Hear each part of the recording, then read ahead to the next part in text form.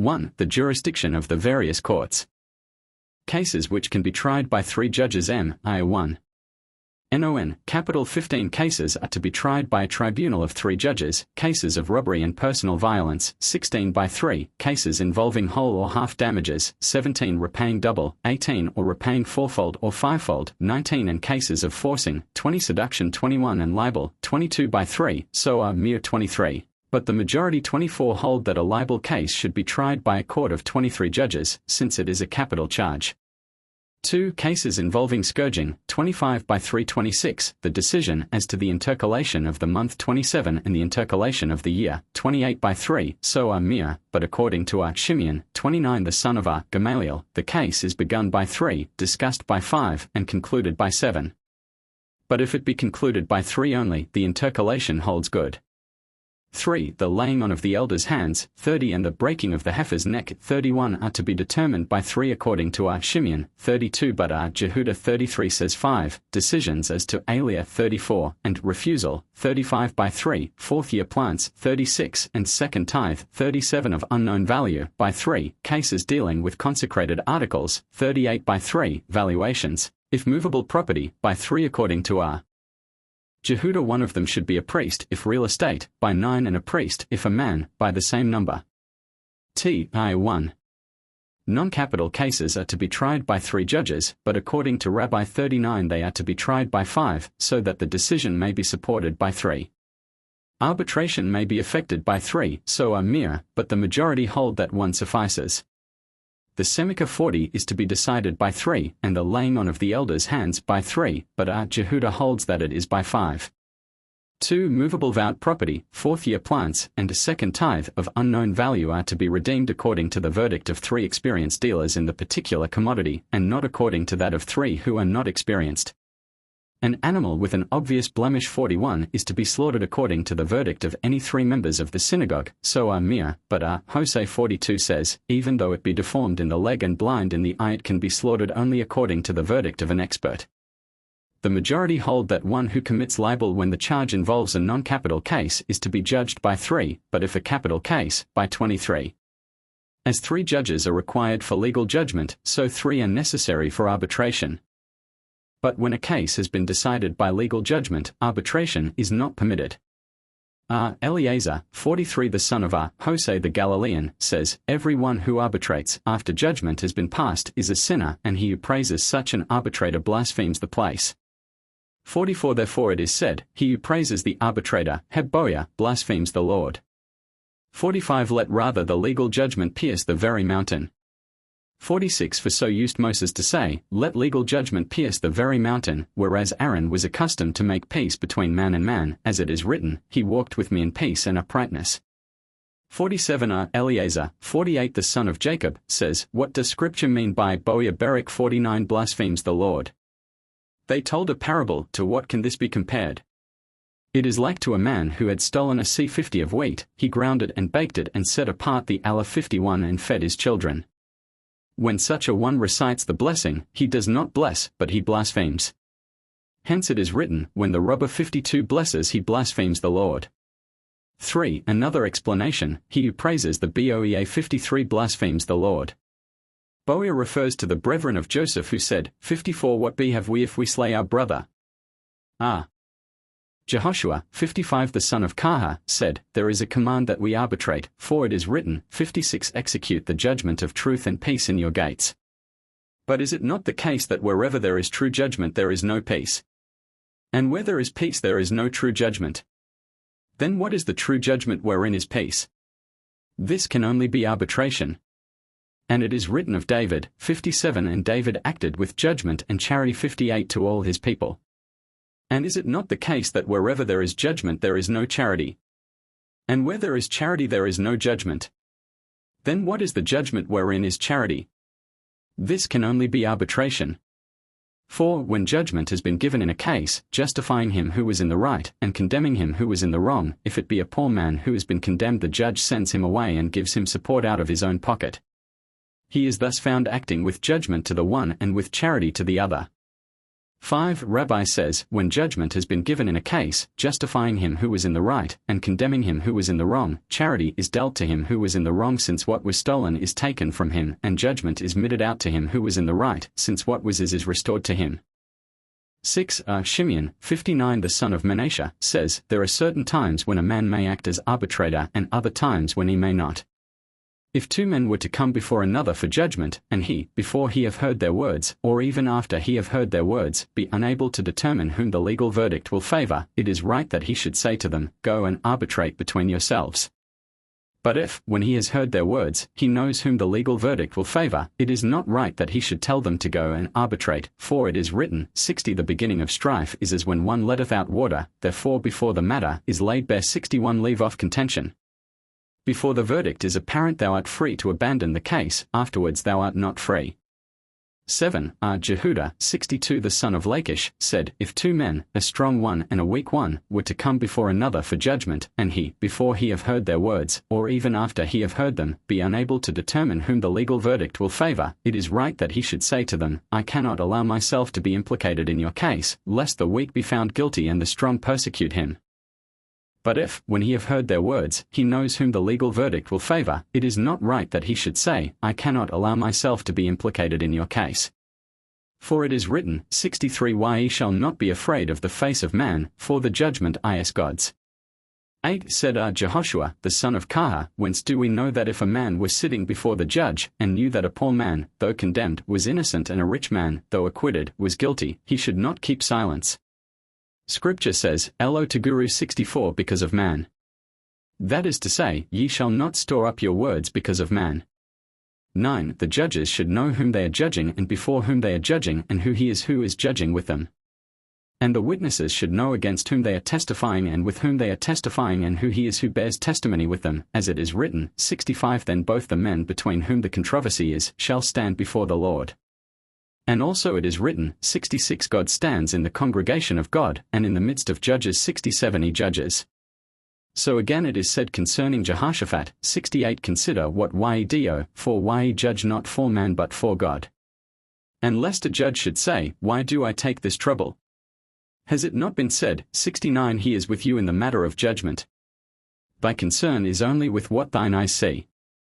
Shimeon, the son of Gamaliel, says, as 3 judges are required for legal judgment, so 3 judges are required for arbitration. Greater is the force of arbitration than that of legal judgment, for if 2 judges have given a legal decision the parties are not thereby bound, 70 whereas if arbitration has been effected by 2 judges the parties are bound. T2. 1. The hallowing of the month and the intercalation of the year are determined by 3 judges, so are mere, but the majority hold that in the intercalation of the year the case is begun by 3, discussed by 5, and concluded by 7. If 1 is in favor of considering the necessity of intercalation and 2 are not, they proceed no further, the single one remains in a minority. If 2 are in favor of considering it and 1 not, 2 more are added, and the 5 discuss the matter. If 2 say that it is necessary to intercalate and 3 not, they proceed no further, the 2 remain in a minority. If 3 say that it is necessary and 2 not, 2 more are added and the matter is decided by the 7, for the body that affects the decision cannot be less than 7. If a father be in favor of intercalating and his son not, the 2 are reckoned as 2. If both father and son are in favor of intercalating or of not intercalating, the 2 count as 1. Said Hosea once, I and Eleazar, my son, went up to intercalate the year, and I said to him, my son, you and I will only count as 1. 2. There are 3 signs which make it evident that the year should be intercalated: the premature state of the corn crops, the undeveloped state of the tree products, and the lateness of the spring equinox. 71 On the basis of any 2 of these they may intercalate, but not on 1 only, though if they were to intercalate on the basis of 1 only the intercalation would hold good if the premature state of the corn crops be one of the signs, they rejoice. 72 Shimeon the son of Gamaliel says, also if it be the lateness of the spring equinox. 3 On the basis of evidence derived from 3 countries used they to intercalate the year, Judea, the land beyond Jordan, and Galilee. They may intercalate on the basis of 2 of these, but not of 1 only, though in this latter case the intercalation would hold good. And if Judea were one of the 2 they rejoiced, because it was from there that the offering of the firstfruits came. 4. The years could not be intercalated owing to the fact that the season of the kids or lambs or pigeons had not yet arrived. Such could only be regarded as a subsidiary reason for intercalating. But if the intercalation has been made on the basis of this evidence, the intercalation holds good. 5. Janai 73 said in the name of Rabban Shimeon, the son of Gamaliel, he used to say, in that the pigeons are still tender and the spring lambs thin, it is fitting in my opinion to add 30 days to this year. 6. It happened once with Rabban Gamaliel 74 and the elders, that they were sitting on the steps in the Temple Mount, with Yohanan the scribe on the one side in front of them. They said to him, Write to our brethren of Upper and Lower Galilee, may your peace be increased. We make known to you that the time of removal of produce is arrived, for paying tithes from the olive vats. And to our brethren of the upper and lower regions of the south, may your peace be increased. We make known to you that the time of removal of produce is arrived, for paying tithes from the sheaves of corn. And to our brethren, the exiles of Babylon, and those in exile in Media, and all the other Israelites in exile, may your peace be increased. We make known to you that the pigeons are still tender and the lambs thin, and that the season of spring is not yet come. It seems fitting to me and to my colleagues that we add to this year 30 days. 7. The year is not to be intercalated unless the spring equinox is still distant the greater part of a month. How much is the greater part of a month? 16 days. Jehuda says 2/3 of a month, 20 days. Hosea says, account is taken of the year, and if, before Passover, there still lack 16 days of the equinox, they intercalate another month. They may not make the intercalation before the Feast of Tabernacles in the same circumstances, 75, but Shimeon holds that they may. They may not make an intercalation before the New Year feast, and if they do it is not valid. But when the need arises they intercalate immediately after the New Year. And even then they can only intercalate Adar. 76:8. They may not intercalate less or more than a month, and if they do it is not valid. They may not intercalate for a year in advance, and if they do it is not valid. And they may not intercalate successive years. Shimeon says, they may intercalate successive years, for it happened with Akiba 77 that when he was shut up in prison, he intercalated 3 years in succession. It was replied, that forms no proof, because it is for the court alone to sit and calculate each year at its proper time. 9. They may not intercalate a sabbatic year, nor the year that follows. In such cases it is customary to intercalate the year preceding the sabbatic year. They may not intercalate a year when there is a famine. Meir says, it is written, and there came a man from Baal-Shalisha, and brought the man of God bread of the firstfruits, 20 loaves of barley, and fresh ears of corn in his sack, 78 etc. But is it not true that there is no place where the produce is ready sooner than at Baal-Shalisha? And even so, he only offered as firstfruits that species which he brought to the man of God. Perhaps he brought it before the time of offering the sheaf. Scripture says, and he said, give it to the people, that they may eat 79, showing that he only brought it after that it was in the sheaf. And was not that year fitted to be intercalated? 80. And why did not Elisha intercalate it? Because it was a year of famine, and all the people were running to the threshing floors. 10. They may not intercalate a year when there is impurity.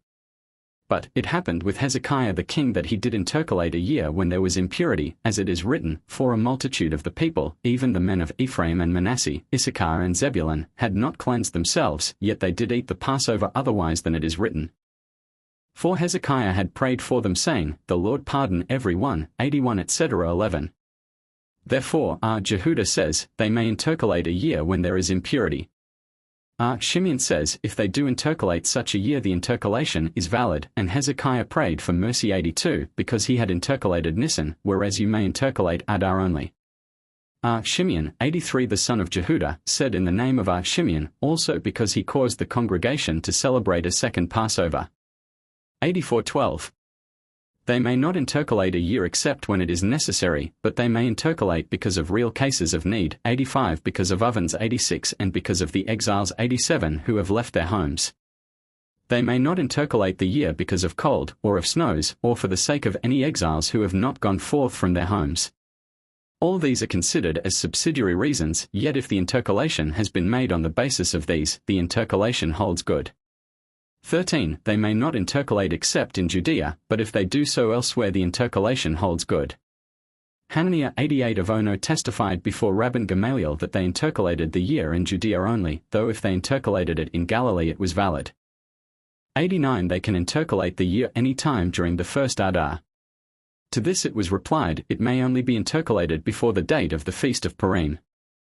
90 But Jehoshua 91 and Papias came and testified that it is legitimate to intercalate throughout the whole of Adar.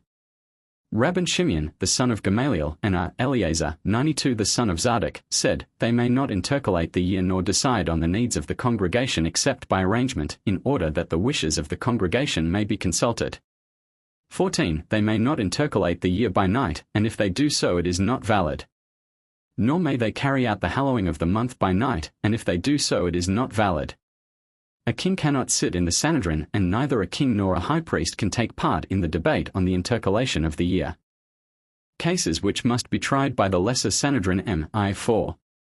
Capital cases are to be tried by 23 judges, the two parties in an unnatural crime, by 23, as it is written, 93 And thou shalt slay the woman and the beast, also, 94 And the beast ye shall slay, the ox subject to the penalty of stoning, 95 By 23, as it is written, 96 The ox shall be stoned and its master also shall be put to death, master and ox suffer the like death. The lion, 97 The bear, the leopard, the panther and the serpent, 98 Their death is to be determined by 23. Eleazar 99 holds that it would be right for anyone to put them to death at once, without trial, but Akiba maintains that their death is to be determined by 23 judges. T3.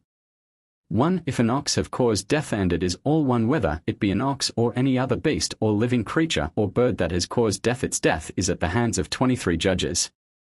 Eleazar says, if an ox have caused death, its death is at the hands of 23 judges, but in the case of the rest of beasts and living creatures and birds, anyone who kills them before trial acquires merit in the sight of heaven. For it is written, and thou shalt slay the woman and the beast, and again, the beast ye shall slay. 2. The ox subject to the penalty of stoning is to be tried by 23, for it is written, the ox shall be stoned and its master also shall be put to death, as is the death of the master, so is the death of the ox. As the death of the master is by stoning and being thrown down and at the hands of 23 judges, so the death of the ox is by stoning and being thrown down and at the hands of 23 judges. 103. What is the difference between the trial of the ox and the trial of the man? In the case of the ox they may begin the case on one day and finish the same night, or begin and finish the case during the same day, no matter whether they are arriving at a verdict of innocent or guilty, they may decide by a majority of one whether for conviction or acquittal, all may argue in favor either of conviction or acquittal, and he who had urged acquittal may change and urge conviction. 101 But in the case of the man, all such procedure is illegal. Cases which must be tried by the greater Sanhedrin Mi5. A tribe, a false prophet, or a high priest can only be tried by a court of 71 judges, and aggressive war can only be waged by the authority of a court of 71, an addition to the city or to the temple courtyards 102 can only be carried out by the authority of a court of 71, the institution of separate tribal Sanhedrins can only be carried out by the authority of a court of 71, and the condemnation of a beguiled city 103 can only be effected by the authority of a court of 71. A frontier town should not be condemned, 104 nor 3, at the same time, but only 1 or 2. T3. 4. They may not burn the red heifer 105 nor break the heifer's neck 106 nor pronounce sentence on an elder who defies the court 107 nor decide in the case of the ox of communal forgetfulness 108 nor may they appoint a king or high priest except by permission of a court of 71 judges. How do they carry out an alteration in the city and temple courtyards? The court issues forth and the 2 thank offerings 109 behind them, of these offerings the inner one, nearest the members of the court, is eaten and the other burnt. If anything of this is not completed, those who enter there are not thereby guilty. 110 The 2 thank offerings, it has been taught, 111 means their bread offerings and not their flesh offerings. Abba Shaul 112 said, there were 2 valleys in Jerusalem, a lower one and an upper one. The lower one was consecrated by all these methods, but the upper was not consecrated until the members of the exile returned to Jerusalem, when they were without king and without Urim and without Thummim. 113 In the lower valley whose consecration was complete, the common people used to eat the lesser holy things, 114 but not the second tithe, whereas the more learned used to eat both. In the upper valley, whose consecration was not complete, the common people used to eat the lesser holy things, but not the second tithe, whereas the more learned used to eat neither. Why had not the upper valley been consecrated? Because it was a weak part of Jerusalem and could easily be captured. 5. Hosea said 3 things in the name of 3 elders. Akiba said, could a man bring up the firstborn of beasts to Jerusalem from outside of the land of Israel? Scripture says, and thou shalt eat before the Lord thy God the tithe of thy corn and wine and oil, and the firstborn of beasts.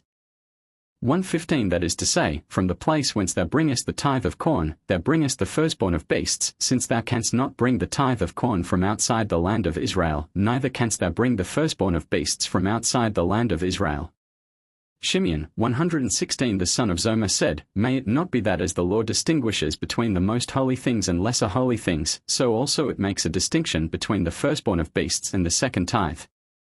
The customary argument, which proves that there is no difference between the two, is, since they must both be brought to the temple, therefore they must both be consumed within its walls. But the analogy is not complete, for the time of the eating of the firstborn of beasts is limited, hence the place of its eating is likewise limited, whereas the time of eating of the second tithe is not limited. Therefore, since the time of its eating is not limited, neither can the place of its eating be limited to within the temple walls. Scripture says, and thou shalt eat before the Lord thy God the tithe of thy corn and wine and oil, and the firstborn of beasts. Therefore since the firstborn of beasts is only eaten within the temple walls, so the second tithe is only eaten within the temple walls. 6. Ishmael 1:17 says, ought a man to bring up the second tithe to Jerusalem at this time 118 and eat it? The customary argument would be, since the firstborn of beasts must be brought to the temple and the second tithe must be brought to the temple, therefore as the firstborn of beasts is only consumed within the temple, so the second tithe can only be consumed within the temple. But the analogy is not complete, for not as thou dost argue in the case of the firstborn of beasts where there are sprinklings of blood and sacrificial portions laid on the altar, canst thou argue in the case of the second tithe, where there are no sprinklings and no sacrificial portions. Should the case of the offering of first fruits be brought forward as an argument, in which are no sprinklings and no sacrificial portions, and which may only be consumed within the temple, it can be answered that the analogy here is not complete, for not as thou dost argue in the case of the first fruits which must be laid before the altar, canst thou argue in the case of the second tithe which is not to be laid before the altar.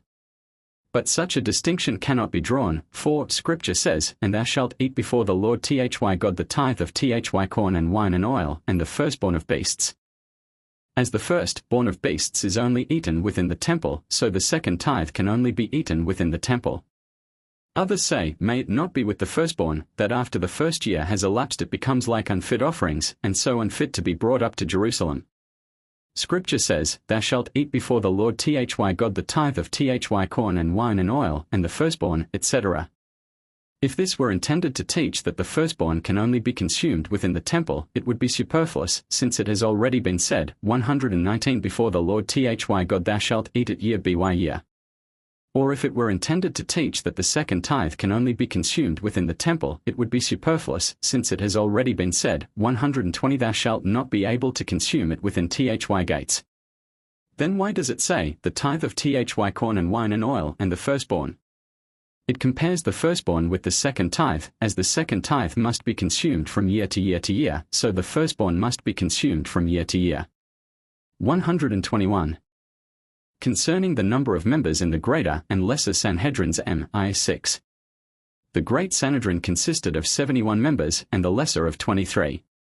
Whence do we know that the great Sanhedrin should consist of 71? It is written, 122 gather unto me 70 men of the elders of Israel. These with Moses make 71. Jehudah holds that there should be 70 only. And whence do we know that the lesser Sanhedrin should consist of 23? It is written, 123 and the congregation shall judge, also, 124 and the congregation shall deliver, one congregation judges and one congregation delivers. Hence we have 20. How do we know that a congregation was made up of 10? It is written, 125 how long shall I endure this evil congregation, that is the 12 spies, excluding Joshua and Caleb. And whence do we get the additional 3? From the meaning of the passage, 126 thou shalt not follow after the many to do evil, from which it is to be understood that one must be with them for good. If so, why is it said, after many to change judgment? To change to good is not the same as to change to evil, since the former requires but a majority of one, whereas the latter requires two. 127 And since the court must not be divisible equally, they add one more. Hence we have 23. How many should there be in a city to make it eligible for a Sanhedrin? 120 families. Nehemiah 1:28 says, 230, to enable the number 23 to correspond with the heads of groups of 10 families. T3. 7 Whence do we know that the lesser Sanhedrin should consist of 23? It is written, the congregation shall judge, also, and the congregation shall deliver, that is to say, 10 acquit and 10 condemn. And the 3. Scripture says, Thou shalt not follow after the many to do evil, from which it is to be inferred that thou art not to be with them for evil but for good. Perhaps thou art not with them for evil in any way. Scripture says, after the many to effect the verdict, as well as for evil. Since the law says that we should put to death in accordance with the evidence of witnesses and also according to the verdict of the majority, then as 2 witnesses are necessary to secure a conviction, so a majority of 2 is necessary for a verdict of condemnation. The court must not be divisible equally, so 1 more is added. Hence we have 23. Rabbi says, the additional 3 is adduced from the meaning of the passage, Thou shalt not follow after the many to do evil, from which it is to be understood that one must be with them for good. If so, why is it said, after many to change judgment? To change to good is not the same as to change to evil, since the former requires a majority of 1, whereas the latter requires 2. And since the court must not be divisible equally, they add 1 more. Hence we have 23. 8. Hosea 1:29 The Galilean says, 130 Thou shalt not refrain. 131 In a legal case from making a decision means, make the court able to form a definite decision. Another explanation, Thou shalt not refrain in a legal case from making a decision, therefore Scripture adds 1 more to the court to form a majority. After Rabbin 132 to effect the verdict, i.e., that thou mayest not say at the time of the trial, it is enough that I hold the same view as my master. But say what is in thy mind. 9. Jehudah says, the greater Sanhedrin is of 70 only, since Moses was included in the number of the elders. It was replied, the court may not be of an even number. Thus also used Jehudah to say, every city in which are 3 rows of 23, and officers of the judges, and the accuser and the witnesses, and their refuters and the refuters of their refuters, is fitted to have a Sanhedrin. Nehemiah says, there must be 230 in all. And the halakha is according to him. 133 Rabbi says, 270. 10. The Sanhedrin can practice both within and without the land of Israel. It is written, 134 And these things shall be to you for a statute of judgment unto you throughout your generations in all your dwellings, that is, both within and without the land. If this is so, why is it written, Judges and officers shalt thou make thee in all thy gates? 135 Within the land of Israel they make them in every city, but outside the land, they make them in every province. Shimeon, the son of Gamaliel, says, according to thy tribes, and they shall judge. 136 ordains that each tribe shall be self-governing. 11. Dostai, 137 The son of Jehudah, says, those guilty of death who have fled from the land of Israel to another land, can be put to death at once. But those who have fled from another land to the land of Israel, cannot be put to death unless judged anew. The duties and restrictions relating to the high priest M2. 1. The high priest can judge and be judged, can bear witness and be witnessed against, he may perform the Aliyah 138 ceremony and it may be performed in the case of his wife, his brother may marry his wife if she be childless, but he may not marry his brother's wife since he is forbidden to marry a widow. 139 If a death occur in his family he may not follow the bier, but may follow the procession as far as the city gate, both he and the procession remaining out of each other's sight. So but Jehudah holds that he may not leave the temple, since it is written, 140 And from the temple he shall not depart. When he consoles others, it is usual for the people to pass along one after the other, the superintendent 141 placing the high priest between himself and the people. When he is consoled by others, all the people say to him, May we make expiation for thee, and he replies, Be ye blessed of heaven. When they hold the funeral meal, 142 All the people sit round on the ground, while he sits on the raised seat. T4. 1. A high priest who has slain a man intentionally is to be slain, if in error, he is to be in exile to the cities of refuge. 143 If he have transgressed a positive or negative command, or any other commandment. 144 He is to be treated as a commoner in every respect. He does not perform the alias ceremony, nor is it performed in the case of his wife. He does not marry his deceased brother's wife if she be childless, nor does his brother marry his wife. When, on the occasion of a death, he is consoled by others, he takes his position in the row, with the sagan at his right hand and the head of his father's house on his left. And all the people say to him, May we make expiation for thee? And he says to them, Be ye blessed of heaven. When he consoles others, he stands in the row with the sagan and the former high priest on his right and the mourner on his left. He may not be seen naked, nor when he is having his hair cut, nor when he is in the bath, as it is written. 145 And he that is the high priest among his brethren, etc., so that his brethren the priests treat him with honor. But if he wish others to wash with him, he has such authority. Jehudah says, if he wish to conduct himself disgracefully, they must not listen to him, for it is written. 146 And thou shalt keep him holy even against his will. They said to Jehudah, it is written. 147 And from the temple he shall not depart, but this refers only to the time when he is engaged in the temple worship.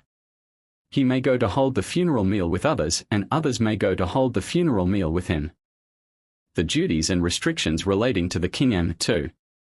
2. The king can neither judge nor be judged, he may not bear witness nor be witnessed against. He may not perform the alias ceremony, nor may it be performed in the case of his wife. He may not marry his deceased brother's wife, if she be childless, nor may any of his brothers marry his widow. Jehudah said, if he were willing to perform the alias ceremony or to marry his deceased brother's wife, it would be remembered to his credit. It was answered, if he were willing he should not be listened to. No one may marry his widow. But Jehudah holds that a king may marry a king's widow, since it is written, And I will give thee thy master's house, and thy master's wives into thy bosom. 148:3. If a death occur in his family, he may not leave the palace. Jehudah maintains that he may, if he wish, follow the bier, just as David followed Abner's bier, as it is written, David the king went after the bier. 149 But it was said in reply, that was done only to placate the people. 150 When they hold the funeral meal with him, all the people sit round on the ground while he sits on the couch. 4. He may undertake an aggressive war by permission of the court of 71 judges. He may force a way through private property, and none may check him. The king's road has no limit. When the people have indulged in plunder, they must first give it to him, and he takes his share before others. He may not have numerous wives. 151, only 18. 152 Jehudah holds that he may have many, provided they do not turn aside his heart. Shimeon asserts, he may not marry even one if she should turn aside his heart, else why should it say, he may not have numerous wives, even though they be the like of Abigail?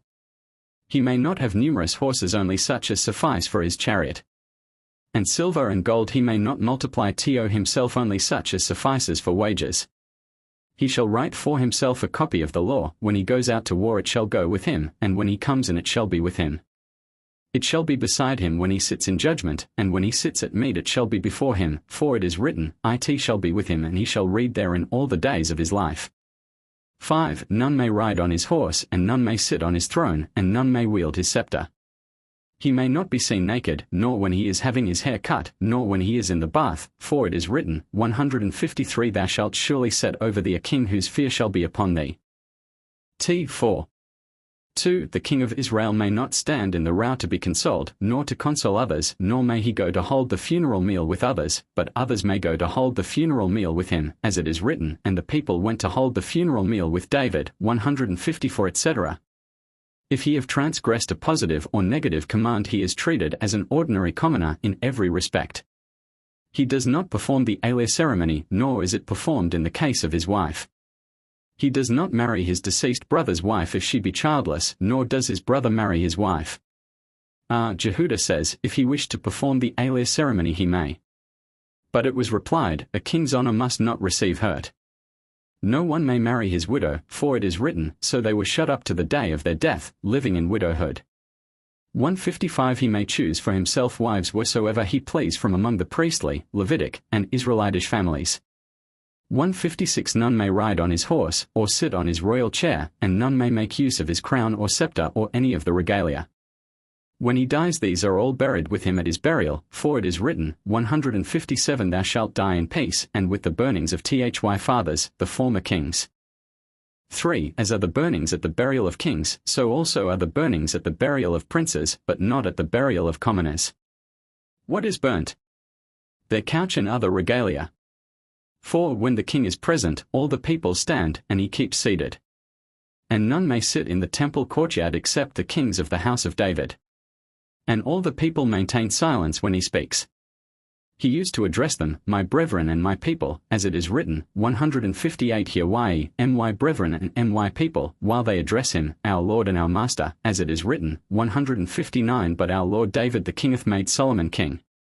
5. He may not have numerous wives such as Jezebel, but the like of Abigail are permitted, so are Jehudah. He may not have numerous horses, not even one horse that remains idle, for it is written, lest he should multiply horses.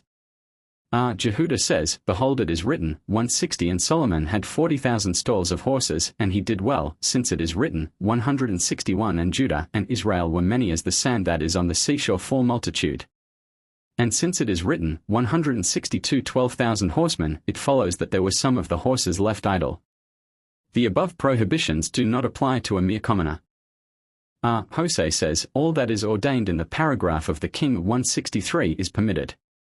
Jehudah says, this chapter 164 was only uttered to impress the people with fear, for it is written, Thou shalt surely set over thee a king. 165 Jehudah also said, 3 commands were given to Israel when they entered the land of Israel. They were commanded to appoint a king, to build them a chosen temple, 166, and to cut off the seed of Amalek. 167 If this be so, why were they punished in the days of Samuel? Because they did so too soon. Nehemiah 168 says, This paragraph was written in anticipation of future murmurings, for it is written, And thou shalt say, I will set a king over me. 169 Eleazar 170 The son of Hosea says, The elders asked according to the law, as it is written, Give us a king to judge us. 171 But the common people went and dealt corruptly, as it is written, That we also may be like all the nations, and our king shall judge us and go before us to fight our battles. 172 6. The property of those put to death by the court goes to their heirs, while that of those put to death by the king belongs to the king. But the majority hold that the property of those put to death by the king goes to their heirs. Jehudah said to them, It is written, Behold, he, Ahab, is in the vineyard of Naboth, whither he is gone down to possess it. 173 They replied, Since he was the son of his father's brother. 174 It was right for him to inherit. Said Jehudah, But had Naboth no sons? They replied, Did not the king kill both him and his sons? As it is written, Surely I have seen yesterday the blood of Naboth, and the blood of his sons, saith the Lord, and I will requite thee in this plat, saith the Lord. 175 7.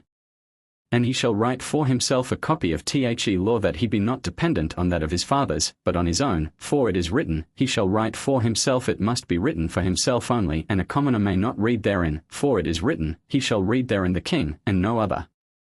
Also, the copy shall be revised in a court of the priests, and in a court of the Levites, and in a court of the Israelites who are eligible for marriage into the priestly families. When he goes to war, it shall be with him, when he enters in, it shall be with him, and when he goes to the court, it shall be beside him. When he goes to the toilet chamber, it is kept ready for him by the door. And thus David says, I have set God always before me, and he is on my right hand. 176 Jehudah says, The book of the law is on his right hand and the tefillin 177 on his arm. Hosea said, It was fitting that the law should have been given through Ezra even if Moses had not gone before him. A going up is mentioned in the case of Moses and a going up in the case of Ezra. Of Moses, as it is written, 178 And Moses went up unto God, and of Ezra, as it is written, And he, Ezra, went up from Babylon. 179 As the going up of Moses taught the law to Israel, as it is written, And the Lord commanded me at that time to teach you statutes and judgments. 180 So the going up of Ezra taught the law to Israel, as it is written, For Ezra had prepared his heart to expound the law of the Lord, and to do it, and to teach in Israel statutes and judgments. 181 Also a writing and language was given through him, as it is written, And the writing of the letter was written in the Aramaic character and interpreted in the Aramaic tongue. 182 As its interpretation was in Aramaic, so its writing was in Aramaic. And it is written, but they could not read the writing, nor make known to the king the interpretation thereof, 183 showing that it was not made known till the time of Ezra. Moreover it is written, and he shall write a copy, Mishna, of this law, i.e. a law which was at a future time to be changed. 184 And why is the name of the writing called Assyrian? Because it came up with them from Assyria. Rabbi says, the law was given to Israel in the Assyrian writing, and when they sinned it was changed to Roa, 185 but when they repented in the days of Ezra it was changed again to Assyrian, as it is written, 186 Turn ye to the stronghold, ye prisoners of hope, even today do I declare that I will bring back the change 187 unto you. 8. Shimeon, 188 the son of Eleazar, said in the name of Eleazar, 189 the son of Parda, who spoke in the name of Eleazar 190 of Moding, the law was given to Israel in the present writing, for it is written, the hooks, Heba, the valves of the pillars, 191 that is, valves that are like pillars. And it says, and unto the Jews according to their writing and language, 192 as their language has not changed, so their writing has not changed. Why is it called Assyrian? Because the characters of their writing were made upright. 193 Why is it written, and he shall write for himself a copy of this law? To show that he must write 2 books of the law, one with which he goes in and out, and another that is placed for him within the house.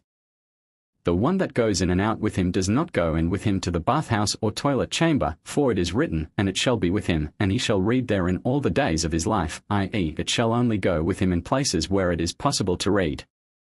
And is there not here an argument of 40 ori? 194 Since, even of the king of Israel who is entirely engrossed with the needs of the community, it is said, and it shall be with him and he shall read therein all the days of his life, still more should the rule apply to the rest of the children of men. 9. Similarly with Joshua, and Joshua the son of Nun was full of the spirit of wisdom, for Moses had laid his hand upon him, 195 And further it says, and his minister Joshua the son of Nun, a young man, stirred not from the midst of the tent. 196 Yet even to him it is said, this book of the law shall not depart out of thy mouth. 197 Still more should the rule apply to the rest of the children of men. 10. A king cannot be appointed outside the land of Israel, nor can one be appointed unless he be eligible for marriage into the priestly families. And kings cannot be anointed except over a spring, for it is written, 198 And he said to them, Take with you the servants of your Lord, and mount Solomon my son upon mine own mule, and bring him down to Gihon. 199:11. Kings are only anointed when there is a dissension as to who is the rightful king. Why did they anoint Solomon? Because of the dissension of Adonijah and Jehu. Because of Joram and Josh. Because of Athaliah and Jehoahaz. Because of Jehoiakim his brother, who was his senior by 2 years. A king must be anointed, but not one who is the son 200 of a king. Yet a high priest, even though he be descended from a line of high priests as far back as 10 generations, must be anointed. Kings are only anointed from a horn. Saul and Jehu were anointed from a pot, 201 because their kingdom was destined to be broken.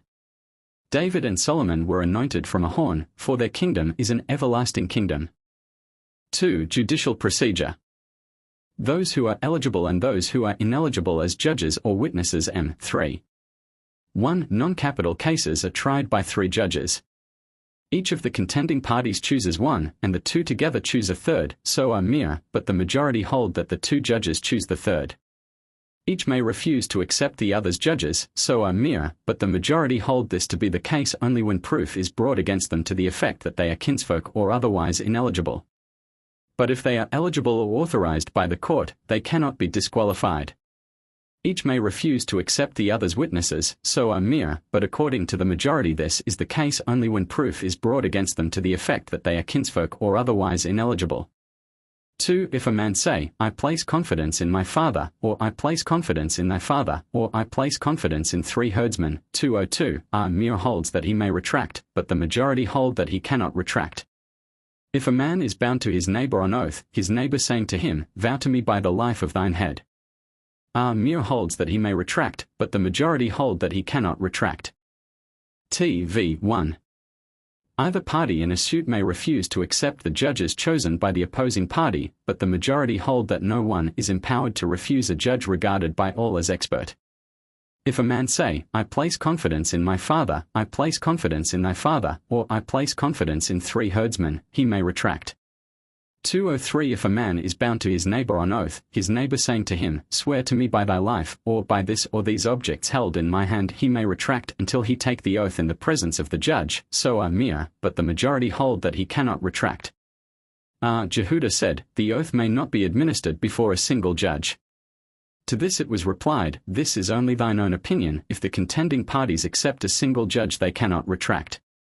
Jehuda used also to say, If a man is bound to his neighbor on oath, his neighbor saying to him, Swear to me by thy life, and he have accepted such an oath, he cannot retract. It happened in the case of one who was bound to his neighbor on oath in the court, that he had sworn by a definite object, and his neighbor had accepted the oath. M3. 3. These are disqualified, as witnesses or judges a dice player, a usurer, pigeon flyers, and those who trade with the sabbatic growth. 204 Shimeon said, At first only the description gatherers of the sabbatic growth was used, but since oppressors 205 have grown many, the prohibition is narrowed down to those who trade with the sabbatic growth.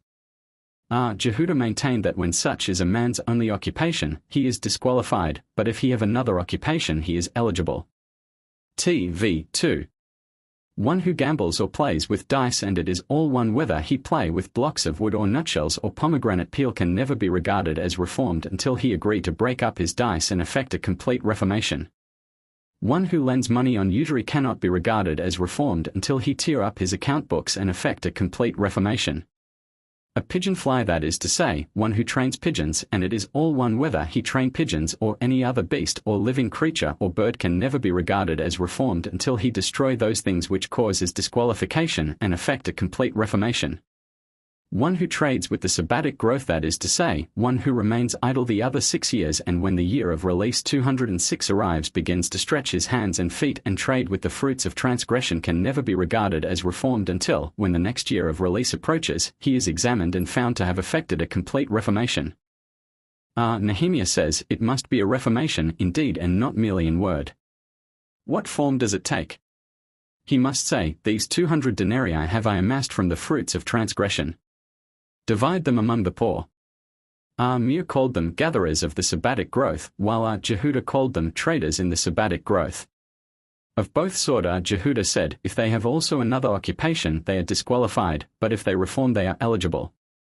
The majority, however, hold that if they have another occupation they are disqualified, as witnesses in such matters as the hallowing of the month or the intercalation of the year, and in non-capital and capital case, but for testimony which a woman is eligible to give, they too are eligible.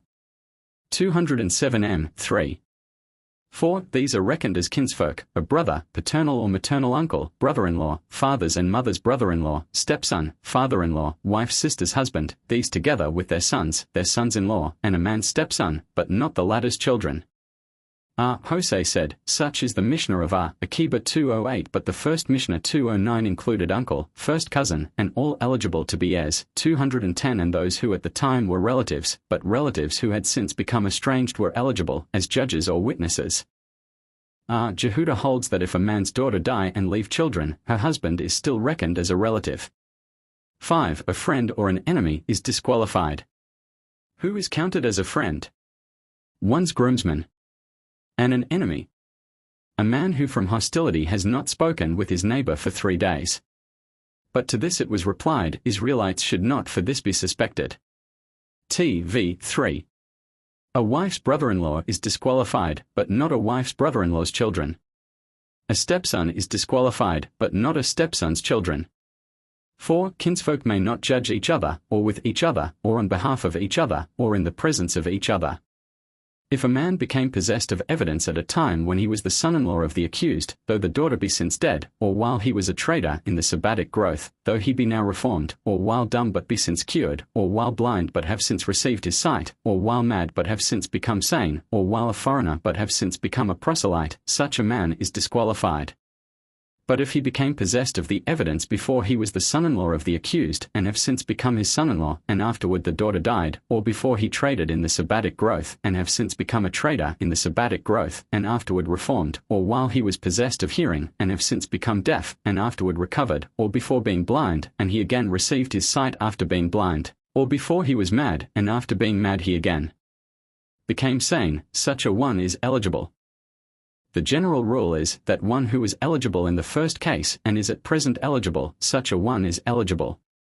If he was ineligible in the first case and is at present ineligible, or if he was ineligible in the first case but is at present eligible, such a one is ineligible. 5a. If one were possessed of evidence in writing against the accused and have since become his son-in-law, he cannot bring forward his handwriting to support his evidence, but others may do so. If he have received from him a house or field for the payment of 100 mani, 211, and he have evidence concerning the fact, he cannot bring forward the evidence, for no man may testify on his own behalf. Among persons disqualified to act as judges or witnesses are also to be included robbers, herdsmen and extortioners, and all suspect concerning property. 212. Their evidence is always invalid. The method of legal procedure in non-capital cases M3. 6a. How were witnesses examined? They were brought in and admonished. 213. They were then sent out, leaving behind the chief one of them. He is asked, "How do you know that A is indebted to B?" If he answer, "A acknowledged the indebtedness to me," or C told me that A was indebted to B, his statement is valueless. His evidence is valueless until he can say, "In our presence A acknowledged that he owed B 200 zuzim." 214t v 5b. The evidence of witnesses is not regarded as valid unless they have actually seen what they assert, and Jehoshua, the son of Kaha, maintains that it is likewise invalid when the two witnesses do not agree. Their evidence is only regarded as upheld when the two are as one. Shimeon says, "They hear the words of the first witness one day, and when the other comes on the morrow they hear his words." 6:1. If the witnesses say, "We testify against A that he slew the ox of B, or cut the plants of C," and the accused say, "I do not know," he is guilty. If they were to say, "Thou didst intend to slay it," or "Thou didst intend to cut them," it is merely a matter of suspicion. If a man say, "Hast thou slain my ox," or "Hast thou cut my plants," the other may answer no or yes with the intent of mystifying his questioner. For there is a nay that is a yeah, and a yeah that is a nay. M3. 6b. If after the second witness has been brought in and examined their statements are found to agree, the matter is then discussed. Should two of the judges pronounce the accused innocent and one guilty, he is declared innocent. Should two pronounce him guilty and one innocent, he is declared to be guilty. Should one pronounce him innocent and one guilty, or even if two pronounce him innocent or guilty, while the third declares himself to be in doubt, the number of judges must be increased. 7. After the matter has been discussed, the contending parties are brought in. The chief judge then announces, "A, thou art innocent," or "A, thou art guilty." And whence do we know that when one of the judges goes out he must not say, "It was I who acquitted and my colleagues who convicted, but what can I do when they are in the majority?" Of such a one as this it is said, "He that goeth about as a talebearer revealeth secrets, but he that is of a faithful spirit concealeth the matter." 215t 6. 2 Men must stand when they pronounce sentence, or bear witness, or ask for absolution from vows, or when they remove anyone from the status of priesthood or of Israelitish citizenship. The judges may not show forbearance to one man and strictness to another, nor suffer one to stand and another to sit, for it is written, "In righteousness shalt thou judge Thyneihbour." 216 Jehudah said, "I have heard a tradition that if they wish to let them both sit, they can do so, yet this is of no importance. But where is it forbidden that one sit and another stand?" They replied, "In the name of Ishmael, it has been said, Be clothed as he is clothed, or clothe him as thou art clothed." 3. After what fashion do they conduct the trial? The judges remain seated with the contending parties standing before them, and the one who brings the charge states his case first. When there are witnesses, these are brought in and admonished. All of them except the chief witness are then sent out, and the judges hear what he has to say and then dismiss him. Afterwards they bring in the two contending parties who state their case in each other's presence. If all the judges decide that the accused is innocent, he is adjudged innocent, and if all the judges decide that he is guilty, he is adjudged guilty. The same applies to non-capital and capital cases. Non-capital cases are tried by 3 judges. If 2 convict or acquit and the other declares that he is in doubt, the number of judges is increased. Of more worth is the decision of one who says guilty than that of one who declares himself in doubt. To what extent do they add to the judges? Gradually, adding 2 at a time. If both the new judges declare him innocent, he is adjudged innocent, and if guilty, he is adjudged guilty. If one of them convicts while the other declares himself in doubt, the number of the judges must be increased, for up to that point the court has not come to a decision. If one says innocent and another guilty and another declares himself in doubt, the number of judges is increased, for up to that point they have but added one to either side. For A, they must go on adding to the judges until the trial is completed. M3. 8. So long as the accused can bring forward evidence, it may undo the decision. If he have been told to bring forward all his evidence within 30 days, and he do so within the 30 days, it may undo the decision. But after 30 days it may not 217 undo the decision. Rabban Shimon, the son of Gamaliel, asked, what happens if he have not found it within 30 days, but find it after 30 days? It was answered, if they have said to him, bring witnesses, and he say, I have no witnesses, or bring evidence, and he say, I have no evidence, yet after the stated time he find both witnesses and evidence, it shall not avail him. Rabban Shimon, the son of Gamaliel, asked, what happens if he did not know that he had witnesses, then found witnesses, or did not know that he had evidence, then found evidence? It was answered, if they have said to him, bring witnesses, and he say, I have none, or bring evidence, and he say, I have none, and then, seeing himself about to be condemned, he say, bring in such and such men and let them bear witness, or if he bring out some evidence from his girdle, it shall not avail him. T6. For B, evidence and proofs can always be brought to the court until the trial is completed. The witnesses cannot withdraw their statements until the trial is completed, or until such time as that to which the trial has been deferred. If the judges fix a time limit for the accused, and he bring forward further evidence within that time, it is accepted from him, after that time it is not accepted from him, so are mere, but the majority hold that even if he bring it after 3 years it is accepted from him, and may annul the former decision. But if they say, have you other witnesses, and he say, I have but these, or have you further proofs, and he say, none but these, yet after that time he have found other witnesses and other proofs, they cannot be accepted from him unless he bring evidence to the fact that he never knew of them. 5. The witnesses can always withdraw their statements before they are investigated by the court. But after they have been investigated by the court they cannot withdraw them. And that is the general rule on this question. Witnesses who give evidence in cases of clean and unclean, of family relationships, of what is forbidden or allowed, of guilt or innocence, if before their testimony has been investigated they say, we were inventing, they are to be believed. If they say this after their testimony has been investigated they are not to be believed. 6. Witnesses cannot be adjudged perjurers until the trial has been completed. They cannot be scourged, fined, or put to death until the trial has been completed. One of the witnesses cannot be adjudged a perjurer without the other, and one cannot be scourged without the other, or put to death without the other, or fined without the other.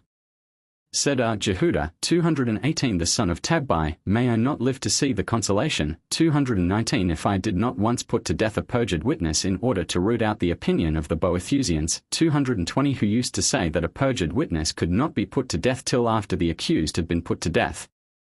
Shimeon, the son of Shada, said to him, may I not live to see the consolation, if thou hast not shed innocent blood? For the law says, at the mouth of 2 witnesses or 3 witnesses shall he that is to die be put to death. 221 Just as there are 2 witnesses, so there must be 2 perjurers. At that time Jehudah, the son of Tabbai, agreed that he would never utter a legal decision except in agreement with Shimeon, the son of Shada. 222-7.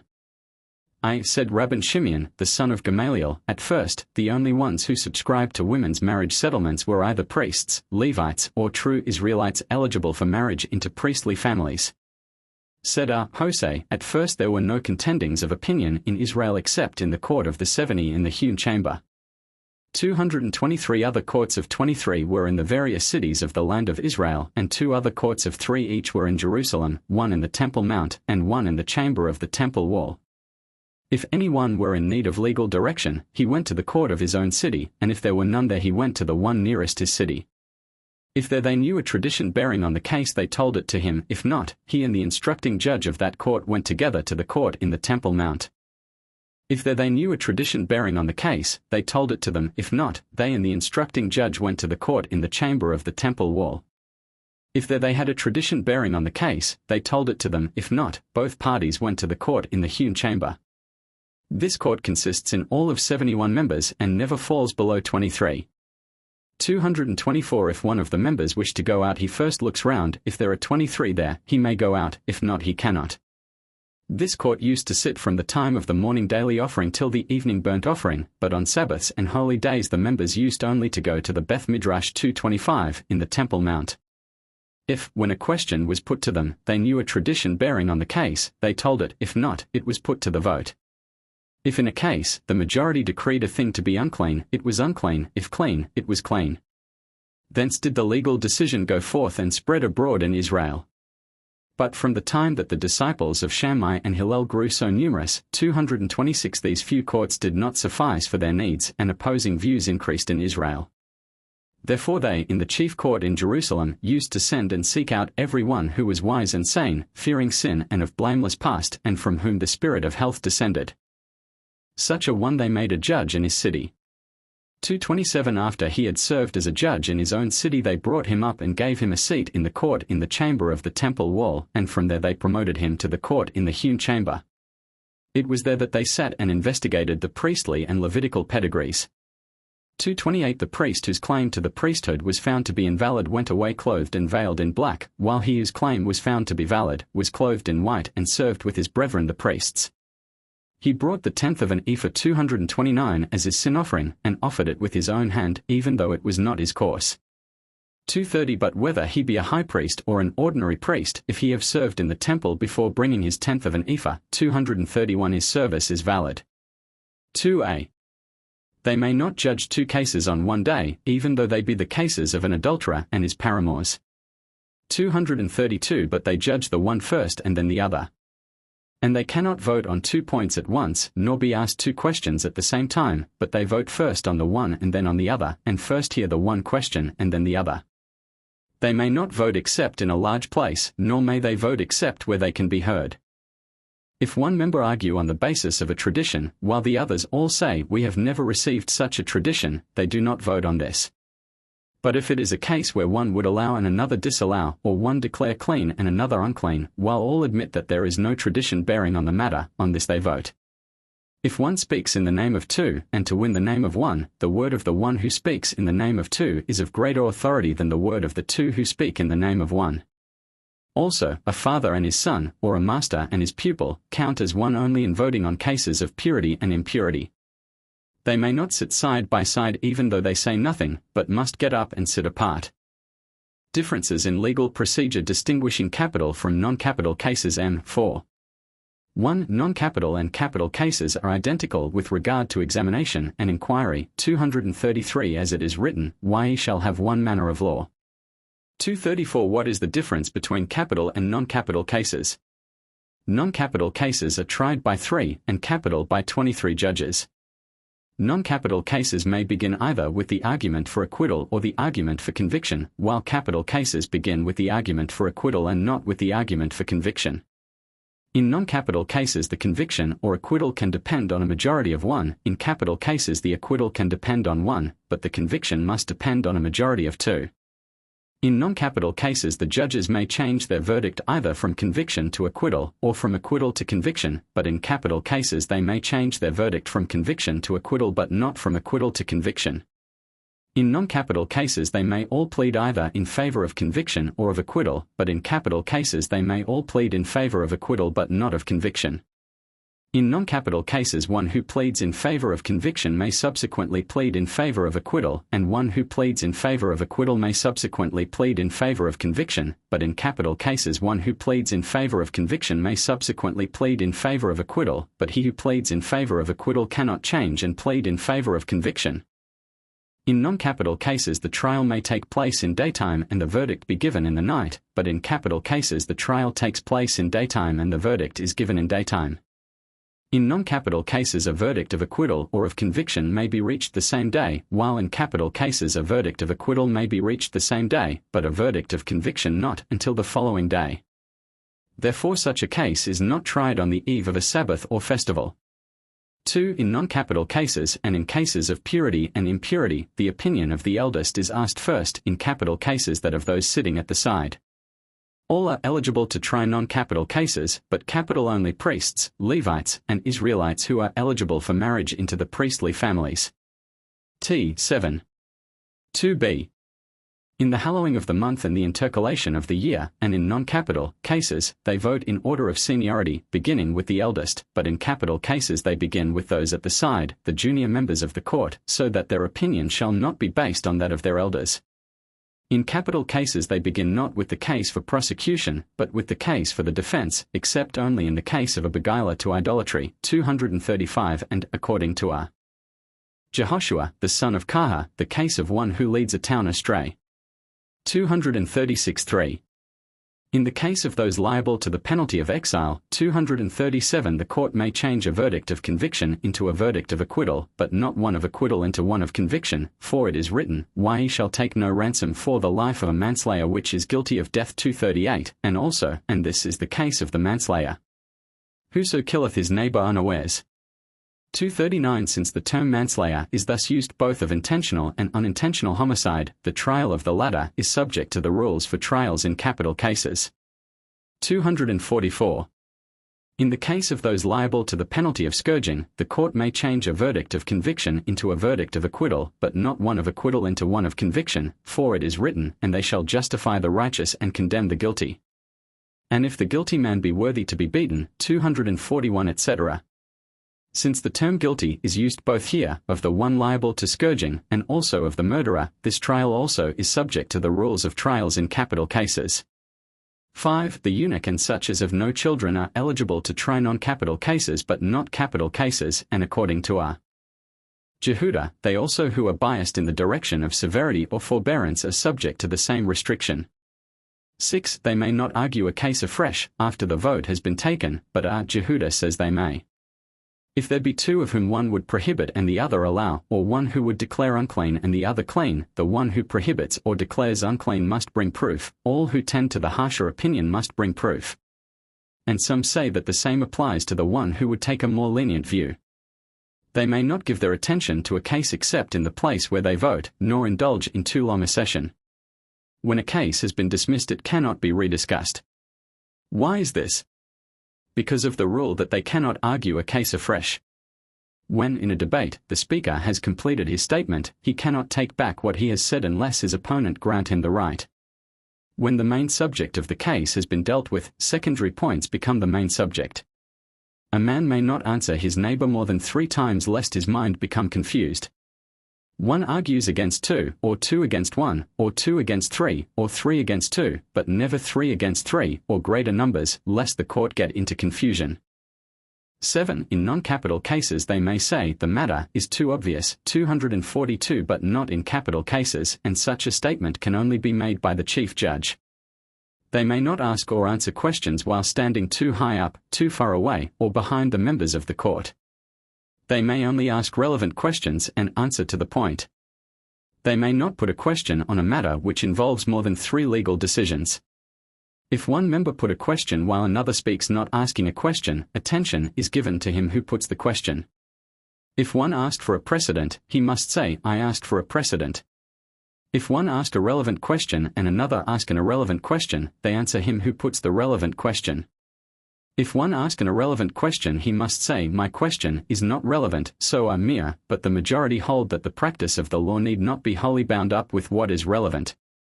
243. Attention is paid to what is relevant rather than to what is not relevant, to what is a precedent rather than to what is no precedent, to halakha. 244 rather than to midrash, 245 to midrash rather than to agoda, 246 to the argument from less to greater, 247 rather than to midrash, to the argument from less to greater rather than the argument from analogy, 248 to a member of the court rather than to a disciple, and to a disciple rather than to an ignorant man. But when it is a case of deciding between 2 members of the court, or 2 disciples, or 2 ignorant men, or 2 halakhoth, or 2 questions, or 2 answers, or 2 precedents, the authority for the decision at such a point lies with the speaker. 249 of the court. The arrangement of the court, and the method adopted for adding to the number of the judges. M4. 3. The Sanhedrin sat in the form of a semicircle so that they might all see each other, and 2 judges clerks stood in front, one on the right and one on the left, taking down the evidence for the prosecution and the defense. Jehuda holds that there were 3, one taking down evidence for the prosecution, the second for the defense, and the third taking down both. Before them sat 3 rows of disciples, each knowing his own place. If it became necessary to appoint another judge, he was appointed from the front row, while one from the second row took his place and one from the third row that of the second. And for the third row one of the assembled audience was chosen. He did not sit in the place just vacated, but in a place for which he was suited. T7. 8. When the prince 250 enters, all the people stand and do not sit until he bids them do so. When the father of the court 251 enters, they stand up on either side to make a passage for him until he has come in and taken his place. When a member of the court enters, one after another stands up to make room for him until he has come in and taken his place. When the services of the children and disciples of the members of the court are required, they pass over the heads of the assembled people. And although they say that it is not praiseworthy in a disciple of the wise to come in late, he may yet go out if necessity demand it, and come in again and take his place. 9. The children and disciples of the members of the court, if they can understand the proceedings, turn their faces to their fathers; if not, they turn their faces towards the assembled people.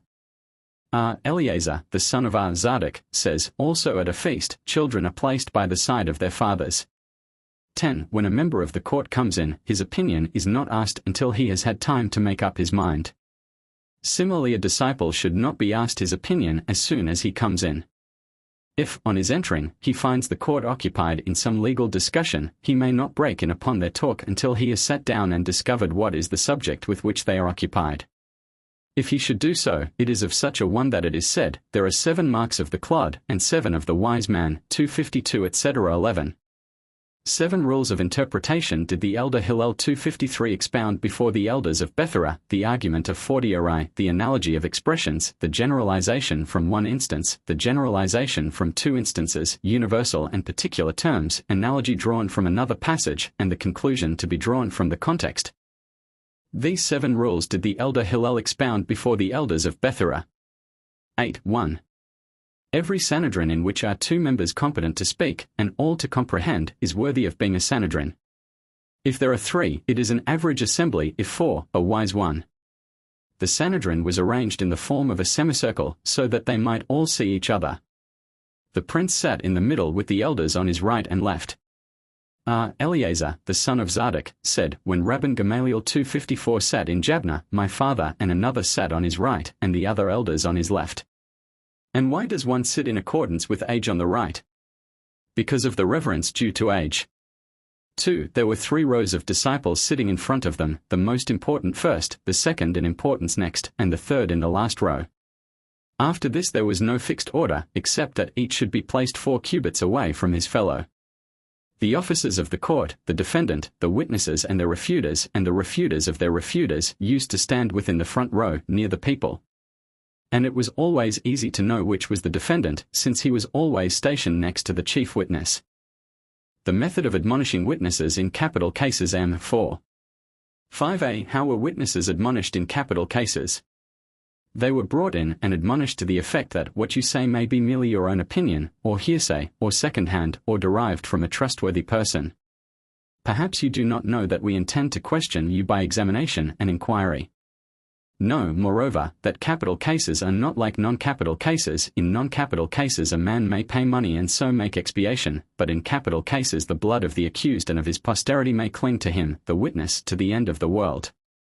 For so we find it in the case of Cain, who slew his brother, as it is written, the voice of the bloods of thy brother cries to me from the ground. 255, not the blood of thy brother, but the bloods of thy brother, his blood and that of his posterity.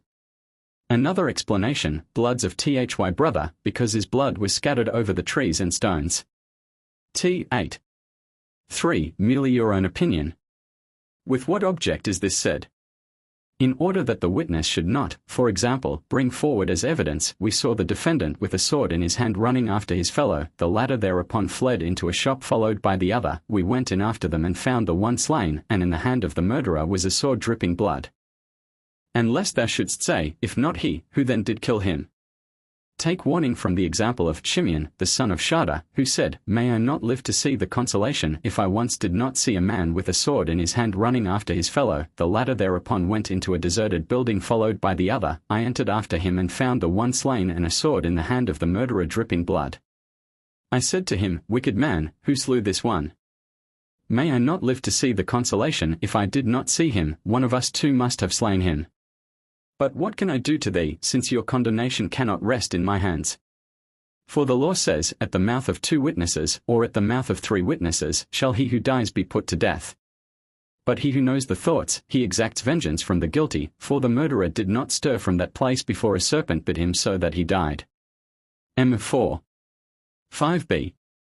For this reason man was created one and alone in the world, to teach that whosoever destroys a single soul is regarded as though he destroyed a complete world, and whosoever saves a single soul is regarded as though he saved a complete world, and for the sake of peace among created beings that one man should not say to another, my father was greater than thine, and that heretics should not say, there are many ruling powers in heaven, also to proclaim the greatness of the King of Kings of Kings, blessed be he. For mankind stamps 100 coins with 1 seal, and they are all alike, but the King of Kings, blessed be he, has stamped every man with the seal of the first Adam, and not one of them is like his fellow. 256 So every single person is forced to say, the world was created for my sake. T8. For man was created one and alone in the world. And why was he created one and alone in the world? That the righteous might not say, we are the children of a righteous man, and the wicked, we are the children of a wicked man. Another explanation, why was he created one and alone? That families might not quarrel, since even now, when all men are come from the same stock, they quarrel, how much more would they do so if they had come from different stocks? Another explanation, why was man created one and alone? Because of thieves and robbers, since even now, when all men are come from the one stock, they rob and steal, how much more would they do so if they had come from different stocks? 5. Another explanation, why was he created one and alone? To declare the greatness of the King of Kings, blessed be he, who with one seal fashioned every one in the whole world, yet from the one seal go forth many impressions, as it is written, it is changed as clay under the seal, and all things stand forth as in a garment. 257-6. Why are faces unlike each other? Because of impostors, that none should break into his neighbour's field, or go in unto his neighbour's wife, and from the wicked their light is withholden, and the high arm is broken. 258 Mio says, the Almighty varied the fashion of the face, knowledge and voice, the fashion of the face and knowledge because of thieves and robbers, and the voice because of lewdness. 7. Man was created last in the order of creation. And why was he created last? Lest the heretics 259 should say, we, mankind, were partners with God in his work. 8. Another explanation, why was man created last? That if his mind become too proud it may be said to him, the mosquito preceded thee in the order of creation. Another explanation, that he should at once be subject to the laws of the world. 9. Another explanation, that he might enter the banquet at once. They propounded a parable, to what can it be compared? It is like a king who built a palace and dedicated it, and prepared a banquet and invited the guests, and so it is written, the wisest of women hath builded her house. 260, that is the King of Kings, blessed be he, who created his world in 7 days by wisdom. She hath hewn out her 7 pillars, these are the 7 days of creation. She hath killed her beasts and mingled her wine, these are the seas and rivers and pastures and other needs of the world. She hath sent forth her maidens, she crieth upon the high places of the city, who is simple let him turn in hither, and he who is void of understanding, etc. These are mankind and the beasts. 4. 5c. Perhaps you say, why do we take this trouble of bearing witness? But has it not been written, he being a witness, whether he hath seen or known, if he do not utter it, then shall he bear his iniquity. 261 Or perhaps you say, why are we responsible for this man's blood? But has it not been written, when the wicked perish there is rejoicing? 262. The method of legal procedure in capital cases v. witnesses were examined by 7 queries. In what sabbatic period? In what year? In what month? On what day of the month? On what day? At what hour? And where? According to Jose, the queries were, on what day? At what hour? Where? Do you recognize him? Did you warn him? And, in the case of idolatry, they were asked, what idol was worshipped? 263 And, how was it worshipped? 2. The judge who cross-examines at great length is deserving of praise. Ben Zakkai 264 once carried his cross-examination into details about fixed talks. What is the difference between queries and cross-examination? If, during the queries, one answered, "I do not know," 265 the testimony of the witnesses is worthless, but if, in cross-examination, one say, "I do not know," or if two say, "We do not," 266 no, their evidence holds good. Yet in either case where they contradict each other's evidence, their evidence is worthless. T9. 1a Shimeon, the son of Eleazar, says, "They take the witness from place to place so that his mind may become confused." Hosea says, "The judges need not ask in what sabbatic period. In what month? On what day of the month? But only on what day? At what hour? In what place? Do you recognize him? Did you warn him?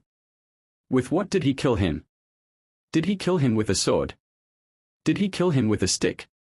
Did he strike him on the leg? Did he strike him intentionally on the bird of life? 267 In what direction was he looking when he killed him? 268 m. v3.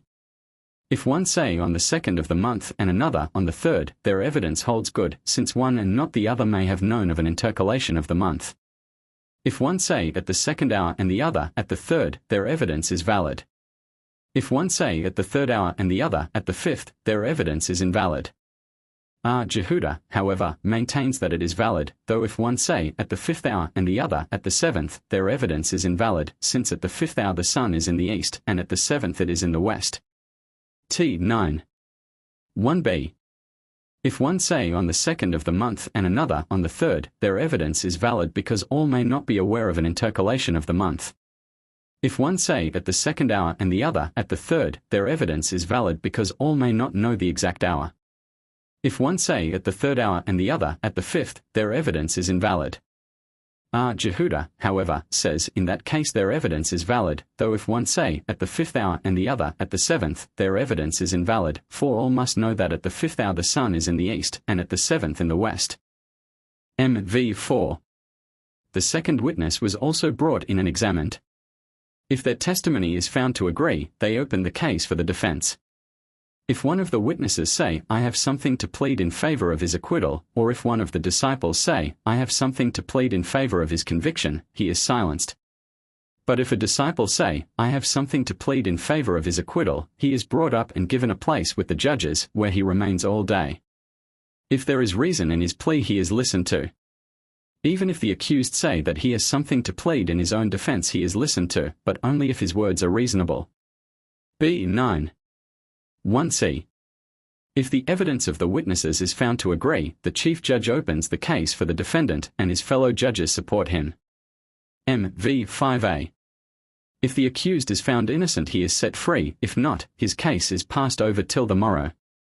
The judges then go apart in pairs and take some food, but they drink no wine the whole day. They spend the night discussing the case and come to the court early on the morrow. He who is in favor of acquittal says, "I acquitted yesterday and I still acquit," and he who is in favor of conviction says, "I convicted yesterday and still convict." He who had previously urged conviction may now acquit, but he who had previously urged acquittal cannot now turn and urge conviction. If any err in this matter, the judge's clerks must remind them. T9. 1d. If they have found for the defendant, they set him free; if not, his case is passed over till the morrow. The judges then go apart in pairs and take food, but they drink no wine and discuss all night the section of scripture bearing on the case. If it was a case of murder, they discuss the section dealing with murder. 269 If a case of incest, they discuss the section dealing with incest. 270 On the morrow they come early to the court, and the officers call on each judge to give his verdict. If one answer, "I acquitted yesterday and still acquit," his decision is accepted. If he say, "I acquitted yesterday, but now I convict," such a decision is not accepted. If he say, "I convicted yesterday, but now I acquit," his decision is accepted. If he say, "I convicted yesterday and I still convict," they say to him, "Study thy words anew."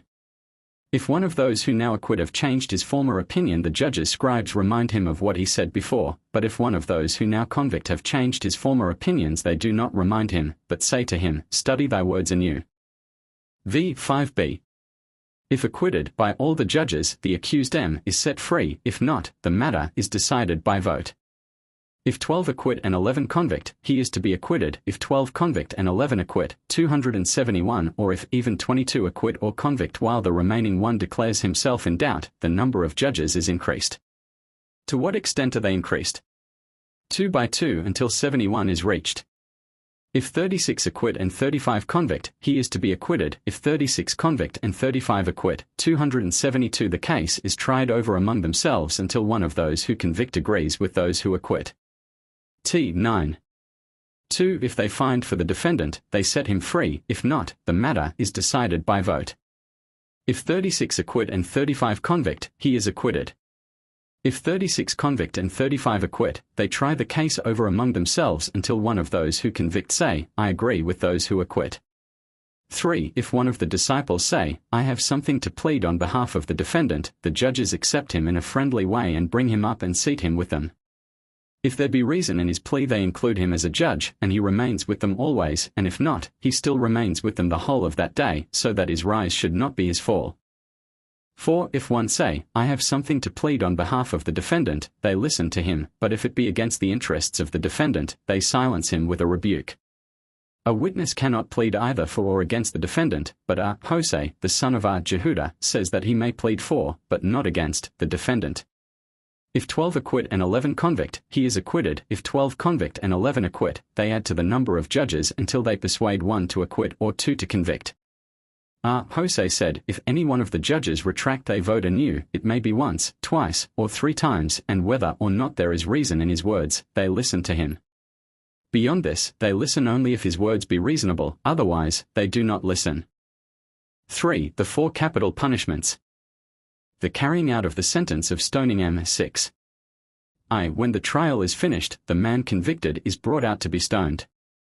The stoning place was outside the court, for it is written, Send forth him that hath cursed without the camp. 273. A man is stationed at the door of the court with a handkerchief in his hand, and a horseman distant just so far as to be able to see him, so that if some one in the court say, I have something to plead in his defense, that man may wave the handkerchief and the horseman run to bring the proceedings to a standstill. Even if the convicted one say, I have something to plead in my own defense, he is to be brought back, it may be 4 or 5 times, provided his plea is reasonable. Then if he be acquitted he is set free, and if not, he is again taken out to be stoned. A herald goes before him, crying, N, son of N, is going forth to be stoned, in that he has committed such and such an offense. N and N are his witnesses. Any one knowing aught in his defense, let him come and urge it. M2. When 10 cubits from the stoning place they say to him, Confess, for it is the custom of all about to be put to death to make confession, and every one who confesses has a share in the world to come, for so we find it in the case of Achan. Joshua said to him, My son, ascribe glory to the Lord, the God of Israel, and make confession unto him, and tell me now what thou hast done, hide it not from me. And Achan answered Joshua, and said, Of a truth I have sinned against the Lord, the God of Israel, and thus have I done. 274. Whence do we know that his confession expiated his crime?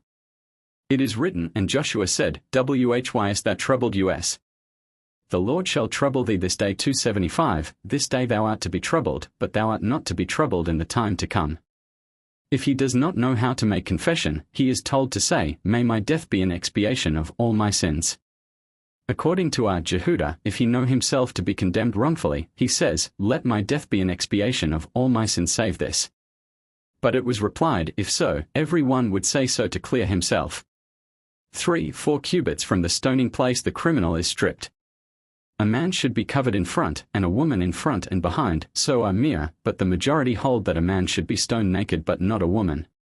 For the drop from the stoning place was twice the height of a man. 276. One of the witnesses pushes the criminal from behind, so that he falls face downward. He is then turned over on his back. If he die from this fall, that is sufficient. If not, 277. The second witness takes the stone and drops it on his heart. If this cause death, that is sufficient. If not, he is stoned by all the congregation of Israel, for it is written, The hand of the witnesses shall be against him first to put him to death, and afterward the hand of all the people. 278 T9. 5. Those who are put to death by the court have a share in the world to come, because they confess all their sins. 10 cubits from the stoning place they say to the condemned man, Confess.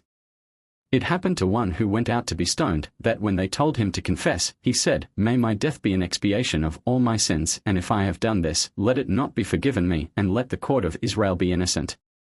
When this was reported to the judges, their eyes trickled with tears, but they said, "It is not possible to reprieve him, for then there would be no end to the matter, but his blood is hung on the neck of his witnesses." And, as showing that Achan has a share in the world to come, it is written, "And the sons of Zerah are Zimri and Ethan and Heman and Calcol and Dada, 279, 5 of them in all 280, and we cannot understand how that they are still 5 in all, except it be that the passage teaches that even Achan 281 is with them in the world to come." 6a 4 cubits from the stoning place they strip off his clothes. They covered a man partially in front, and a woman in front and behind, because a woman is all nakedness. So are Jehuda who spoke in the name of Eleazar, 282. But the majority hold that a man is stone naked, but not a woman. The drop from the stoning place was twice the height of a man, or 3 times his height if we include the height of the man himself. Shimeon says, "There was a stone there so heavy as to require 2 men to lift it. This was taken and dropped on the heart of the condemned man in order to carry out what the law of stoning demands." The hanging and ultimate disposal of the corpse. M6. 4b. Every one stoned is to be hanged, so are Eleazar, but the majority hold that only blasphemers and idolaters are to be hanged. A man is hanged with his face to the people, and a woman with her face to the gallows, so are Eleazar. But the majority hold that a man is to be hanged, but not a woman. Eleazar replied, "Did not Shimeon, the son of Shada, hang women in Ashkelon?" They answered, "He hanged 80 women, whereas 2 cases must not be judged in one day." 283. How was a man hanged? A beam was fixed in the ground with a crosspiece, the corpse's hands were fastened together, and it was so hanged. According to Hosea, the beam leaned against a wall, the corpse being suspended on it after the manner adopted by butchers. It was then taken down immediately, for if it remain, a negative command is broken, since it is written, 284 His corpse shall not remain on the tree, but must be buried the same day, for that which is hanged is a curse of God, 285, as if to say, why is this one hanged? Because he cursed the name, and the name of heaven was found defiled. 5a Mir said, when men are in trouble, what says the tongue? I am pained in my head, I am pained in my 286 If Scripture speak thus, I am troubled at the blood of the wicked, how much more at the blood of the righteous which is shed? T9. 6b Also, when a man is hanged, at the moment when one is tying him up, another is loosening the knot, in order to carry out what the law of hanging demands. 7 Mir said, what means the Scripture, for that which is hanged is a curse of God? It is as though there were 2 brothers, twins, who were like one another in appearance, one became king of the world, while the other went off and consorted with thieves. After a time the latter was captured and crucified on a cross, and all who came and went said, it is like as though the king were crucified. Therefore it is said, for that which is hanged is a curse of God. M6. 5b Furthermore, anyone who allows the dead to remain overnight transgresses a negative command, but if it has been allowed to remain for purposes of honor, to bring wrappings or a coffin, there is no transgression. Criminals were not buried in their fathers' burying places, but 2 burying places were prepared by the court, one for the stoned and burnt, and one for the decapitated and strangled. 6 When the flesh had been consumed, the bones were gathered and buried in their proper place. The kinsfolk came and saluted the witnesses and the judges, to show that they bore no ill will, since the trial was just. They did not make open lamentation 287 for the criminal, they mourned, but only in their own heart. T9. 8 The sword with which a man is beheaded, the rap with which he is strangled, the stone with which he is stoned, and the beam on which he is hanged, were immersed for purification and not buried with him. When the flesh was consumed, the messengers of the court used to collect the bones and bury them in a coffin, and even if the criminal were the king of kings 288 he could not be buried in the burying place of his fathers, but only in that prepared by the court. 9 2 burying places were prepared by the court, one for the stoned and burnt, and one for the decapitated and strangled. And so David says, gather not my soul with the sinners. 289. The other forms of death penalty, burning, decapitation, and strangulation. M7. 1 The court had the power of inflicting 4 kinds of death penalty, stoning, burning, decapitation, and strangulation. Shimeon gives them in the order, 290 burning, stoning, strangulation, and decapitation. The regulations for those to be stoned have already been given. T9. 10. The court had the power of inflicting 4 kinds of death penalty, whereas the civil authority 291 can only inflict the penalty of the sword. M7. 2. The regulations for those to be burnt. The criminal is placed in dung up to his knees, and round his neck is arranged a wrap of coarse material enclosed within one of soft. The ends of the wrap are pulled on both sides until the criminal opens his mouth. A thin bar of lead is heated and tossed into his mouth, and this goes down to his stomach and inflames his entrails. Jehuda says, even if he die so in their hands, they have not yet carried out the regulations of burning. They must open his mouth with forceps against his will. 292 Heat the leaden bar, and toss it into his mouth. This goes down to his stomach and inflames his entrails. Eleazar, the son of Zadok, said, it happened in the case of a priest's daughter 293 who had committed adultery, that she was surrounded with faggots and in that manner burnt. But it was replied, the court at that time did not possess accurate knowledge. T9. 11a said Eleazar, the son of Zadok, when I was a child I was once carried on my father's shoulder to see a priest's daughter who had committed adultery. They surrounded her with faggots and so burnt her. They replied, thou wast a child, and a child cannot give evidence. M7. 3a The regulations for those to be decapitated. Their heads are cut off with a sword after the usage of the Roman Empire. Jehuda said, such a death is too shameful. On the contrary, a man's head is placed on the block and cut off with an axe. But it was replied, there is no death more shameful than this. T9.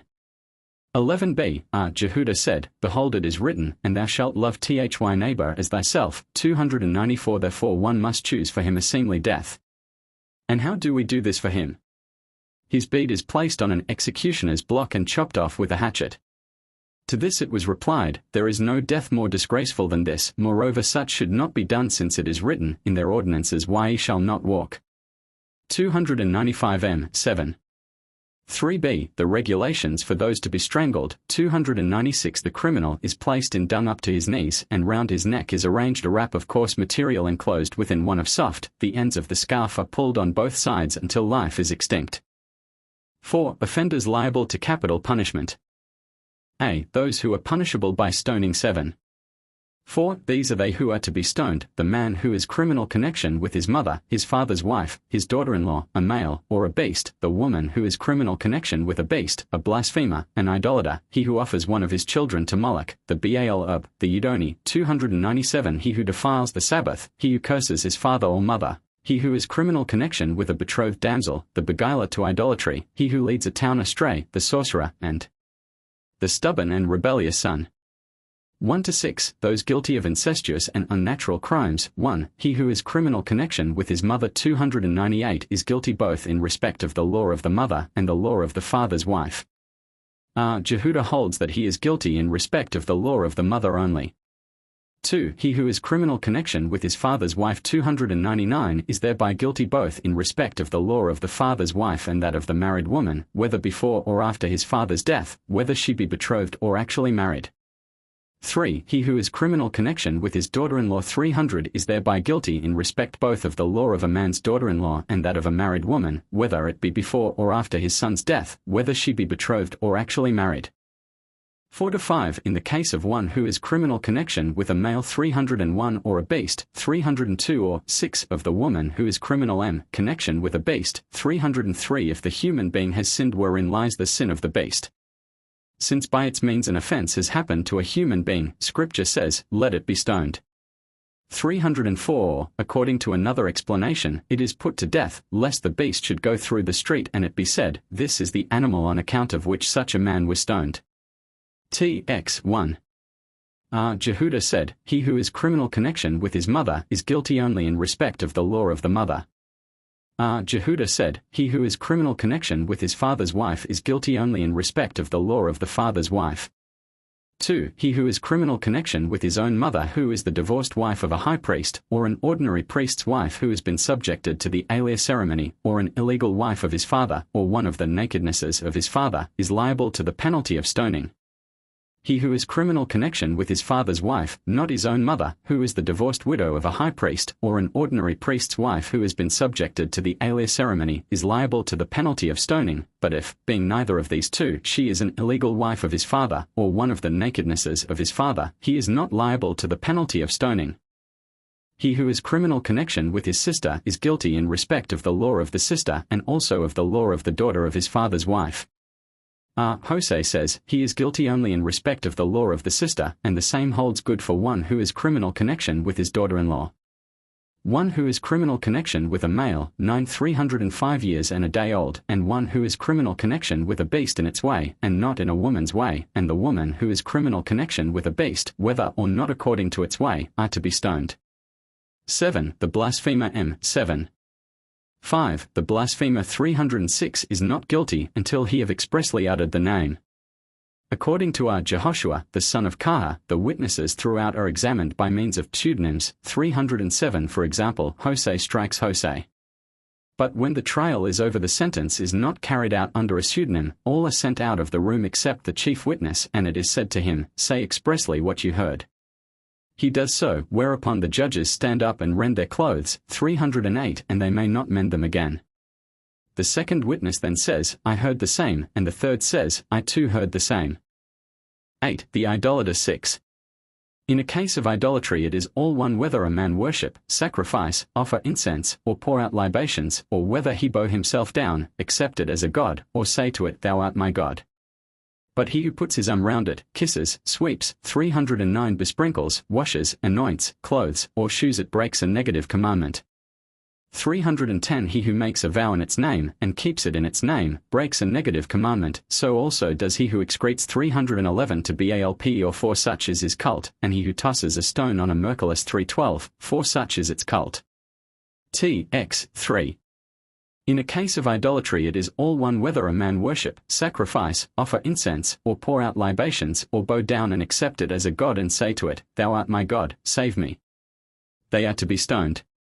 He who makes an idol, carves it, or sets it up, speaks with it, or wipes or scrapes it, transgresses a negative commandment. They are not liable to stoning until there is in their action some similarity to sacrificing, offering incense, pouring out libations, or bowing down.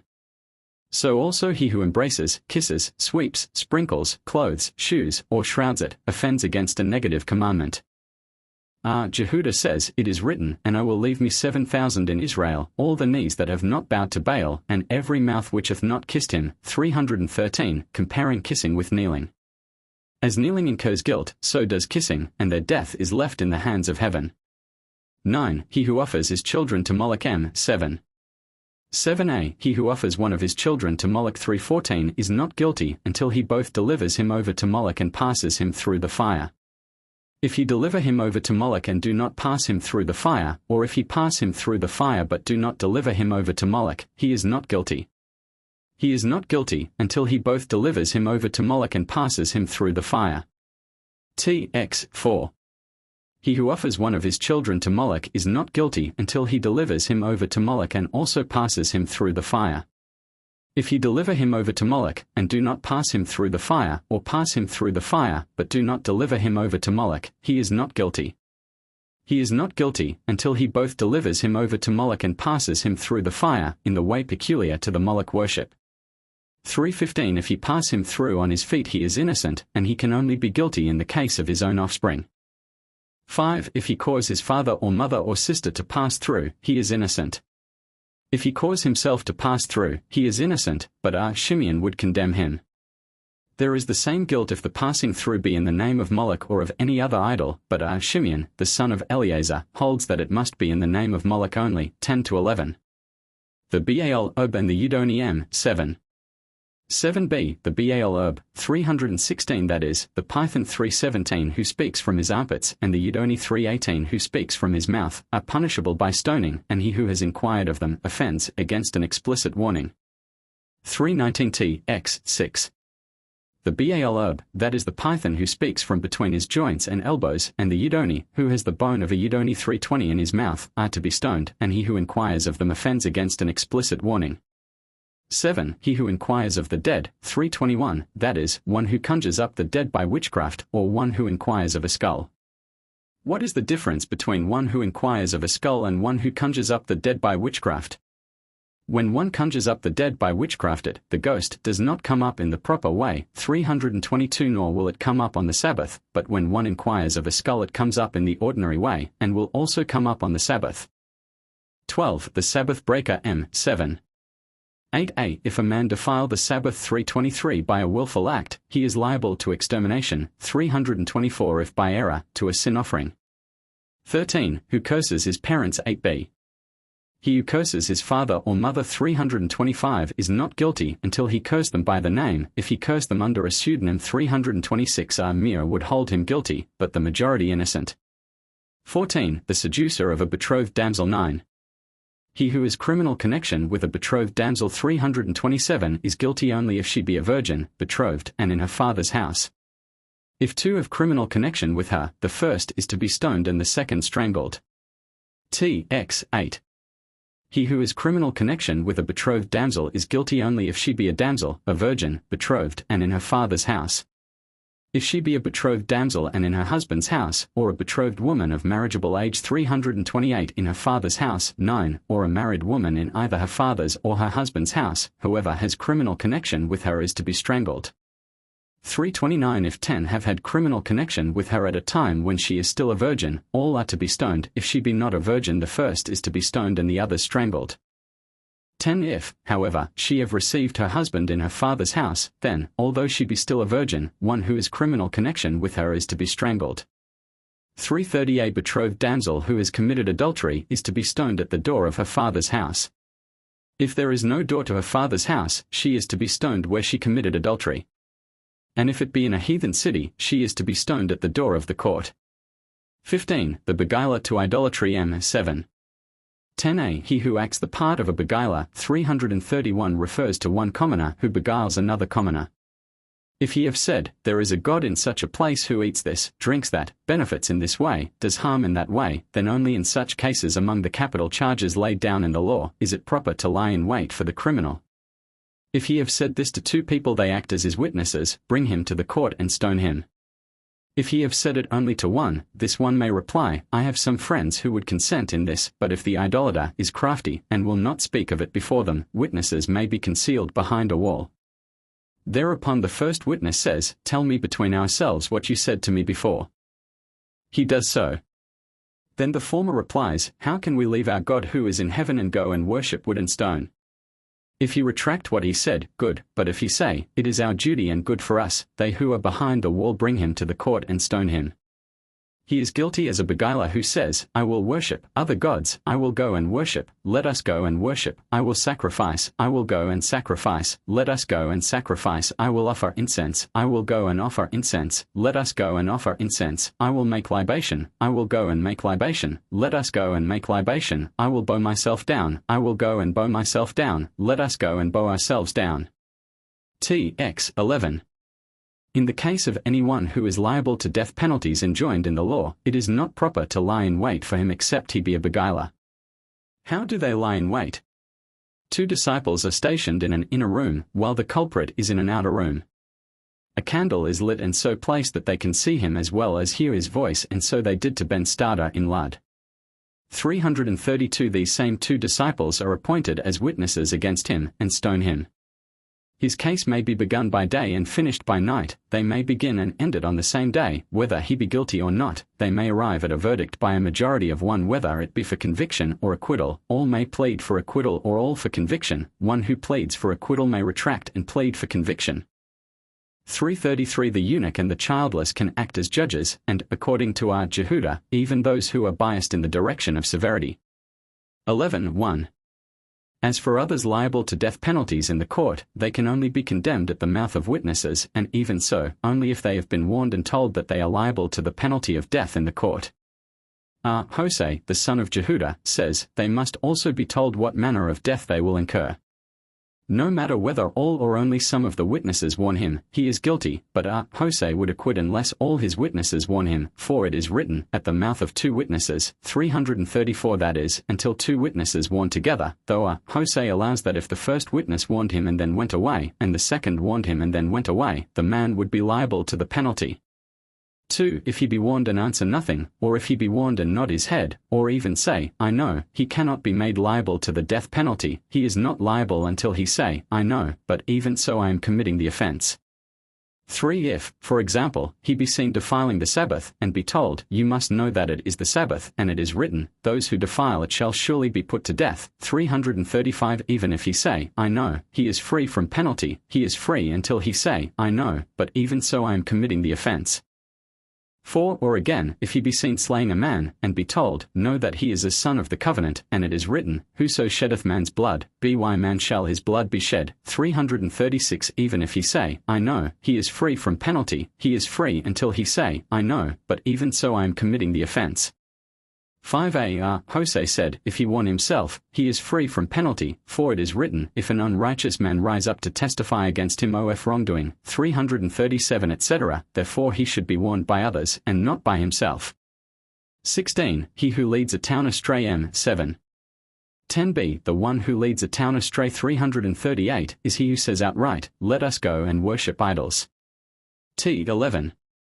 5b. Shimeon the son of Jehudah said in the name of Shimeon, He who leads a town astray is to die by strangulation. 339:17.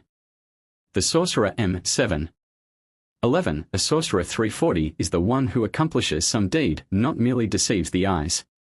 Akiba, in the name of Jehoshua, said, It is as though two people were picking cucumbers, one was innocent and the other guilty. He who actually did pick was guilty, but he who only appeared to do so was innocent. 11. 5c. Said Akiba, 300 Halakoth used Eliezer to expound on Thou shalt not suffer a witch to live. 341. But I have only learnt two things from it. Two may be gathering cucumbers, of whom the one is innocent and the other guilty. He who actually does the deed is guilty, and he who only appears to do so is innocent. 18. The stubborn and rebellious son. 8. 1. At what time can one be deemed a stubborn and rebellious son?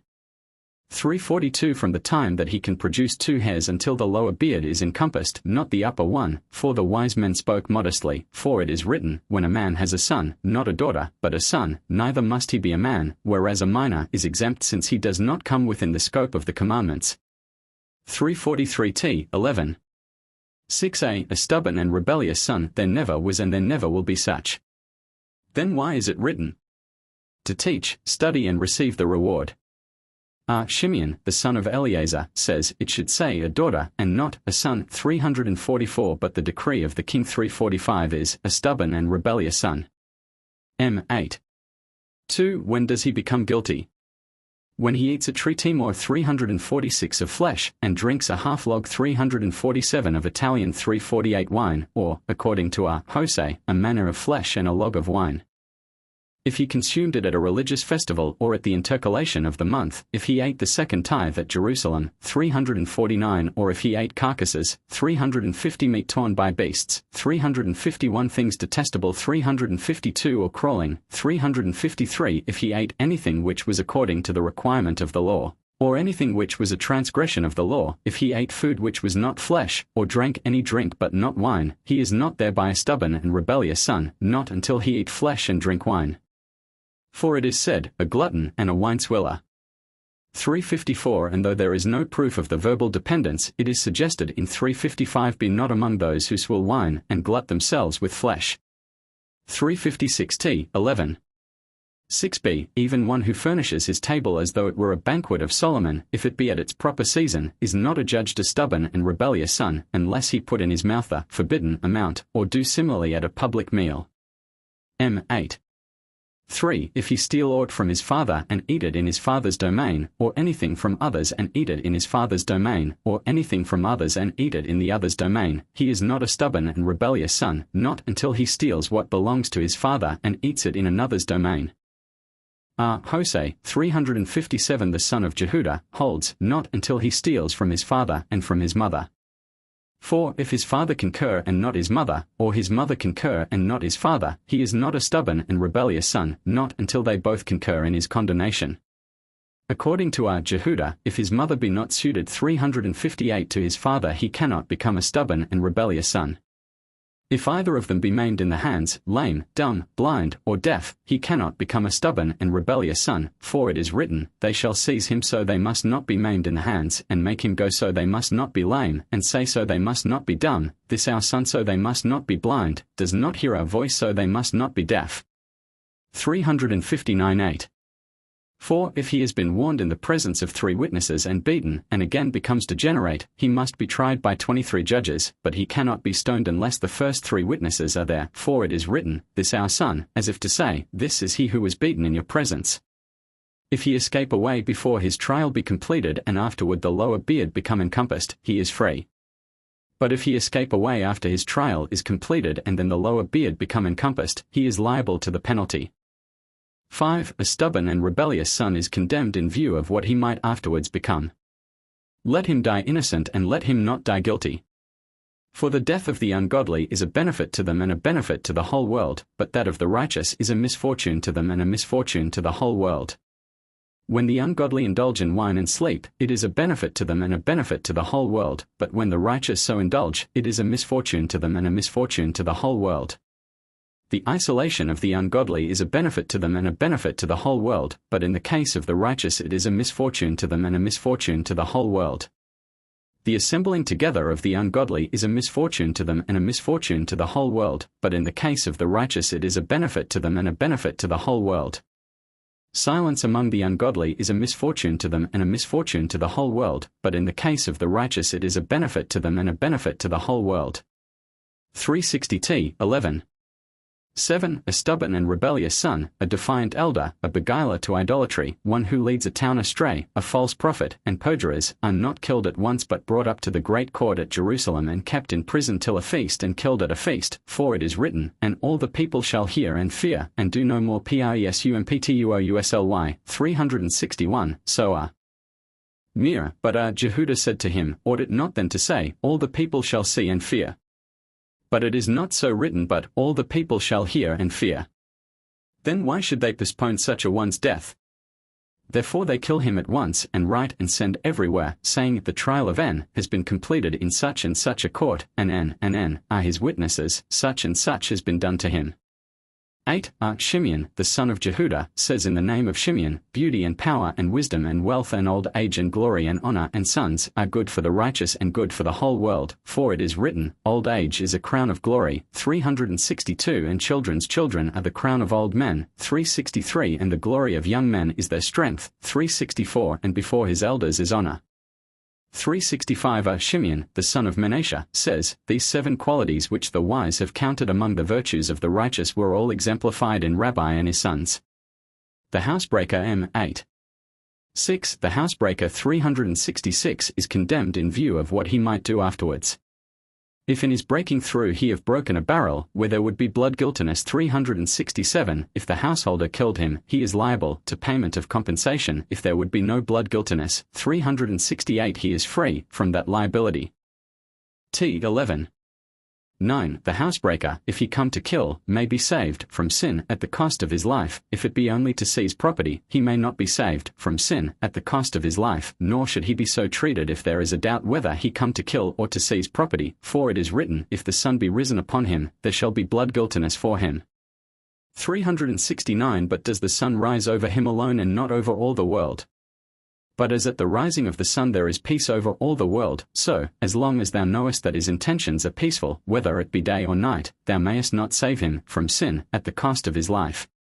Eliezer, 370 The son of Jacob, said further, if there were there jugs of wine or oil, and he broke them when he broke through, he is liable to be killed. Those who may be killed untried M8. 7. These may be saved from sin at the cost of their lives. 371 He who pursues after his fellow to kill him, or after a male, or after a betrothed damsel. But he who pursues after a beast, or he who defiles the Sabbath, or he who commits idolatry, may not be saved from sin at the cost of his life. T11. 10. He who pursues after his fellow to kill him may be saved from sin at the cost of his life. How do they do this? They wound one of his limbs, and if even so they cannot prevent him, they forthwith kill him. 11. He who pursues after a male, whether it be in a house or the open field, may be saved from sin at the cost of his life. If it be after a betrothed damsel, whether in a house or the open field, he may be so killed. If it be a betrothed damsel or any of the prohibited degrees enjoined in the law, he may be so killed, but if it be a divorced widow of a high priest, or an ordinary priest's wife who had been subjected to the Aliyah ceremony, he may not be saved from sin at the cost of his life. Jehuda says, also, should she say, let him alone, he may not be so killed, even though by leaving him alone he commit a capital crime. Eleazar, the son of Zadok, says, he who commits idolatry may be saved from sin at the cost of his life. B. Those who are punishable by burning. M9. 1a. These are punishable by burning: he who is criminal connection with a woman and her daughter, 372, and a priest's daughter, 373, who has committed adultery. The term a woman and her daughter includes a man's own daughter, his daughter's or son's daughter, his wife's daughter, her daughter's or son's daughter, his mother-in-law, the mother of his father-in-law, and the mother of his mother-in-law. T12. 1. These are they who are to be burnt: he who is criminal connection with a woman and her daughter, and a priest's daughter who is bound to a husband. Whether a man have criminal connection with a woman and afterwards with her daughter, or with a daughter first and afterwards with her mother, he is alike guilty. Although we have no express sanction from Scripture that he is to be burnt who is criminal connection with the daughter of one who is not his legal wife, the passage in Scripture, and the man who shall take, i.e. marry, a woman and her mother, it is lewdness, 374 dealing with actual marriage. Scripture says, and the daughter of any man, or priest, 375 to include every case. 2. A betrothed damsel and a priest's daughter who has committed adultery are to be stoned. Shimeon says that they are to be burnt. C. Those who are punishable by decapitation. 9. 1b. These are punishable by decapitation: M1. The murderer, 376, and 2. The members of a beguiled city. 377. 1. The murderer: a murderer who has struck his neighbor with iron or stone, or held him down in fire or water so that he could not rise, and he die, is guilty. If he pushed him in water or fire so that he could rise, yet he die, he is innocent. If he incited a dog or snake against the victim, he is innocent. If the snake bit him, Jehuda would convict, but the majority acquit. A murderer who has struck his neighbor with a stone, or with his fist, so that he was expected to die yet afterwards improved, and then grew worse and died, is guilty. Nehemiah would acquit, since the death may be attributable to other causes. T12. 3. Shimeon, 378. The Temanite says, as the fist 379 with which a murder is alleged to have been committed is such a thing as is known to the judges and witnesses as being able to produce death, so the stone 380 with which a murder is alleged to have been committed ought to be subject to examination by the judges and witnesses unless the stone be lost. Akiba said to him, supposing that even the stone were not lost, and it or the weapon be hung up in the court, would the judges know whether the defendant struck the victim on the leg or on the bird of life? 381. Or suppose the victim had been pushed from the top of a tower and he die, could we say, let the tower come to the court? And even if thou say, let the court go and see the tower, suppose that it have fallen in the meantime, could we say, let the builders come and build it up again? In that case, what reason would there be to trust in witnesses at all? Therefore, even in capital cases, dependence must be placed on the word of the witnesses. For if the stone be mingled with other objects, they decide which of them are harmless. If there be sufficient stone to cause death, the culprit is guilty; if not, he is free. If the missile be such that if it falls into fire it is burnt up, or if into water it dissolves, he is free. M9.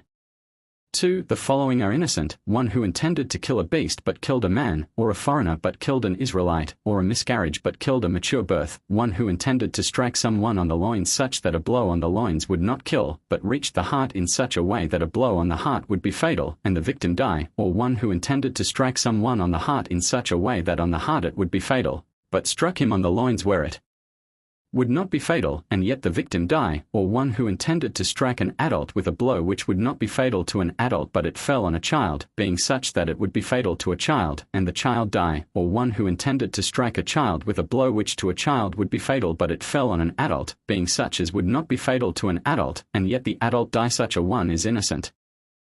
If one intended to strike a person on the loins with a blow such as would there be fatal, and it fall on his heart, and he die, or intended to strike an adult with a blow such as to him would be fatal and it fall on a child, and the child die, he is guilty. Shimeon holds that even if he intend to kill one man and kill another he is innocent. T12. 4b. If he intended to strike one person and he struck another, Jehuda convicts, whereas Shimeon acquits. But Jehuda admits that if he intended to kill a beast but killed a man, or a foreigner but killed an Israelite, or a miscarriage but killed a mature birth, he is innocent. M9. 3. If one murderer is associated with others, they are all free from penalty. Jehuda maintains that they are all put together in prison.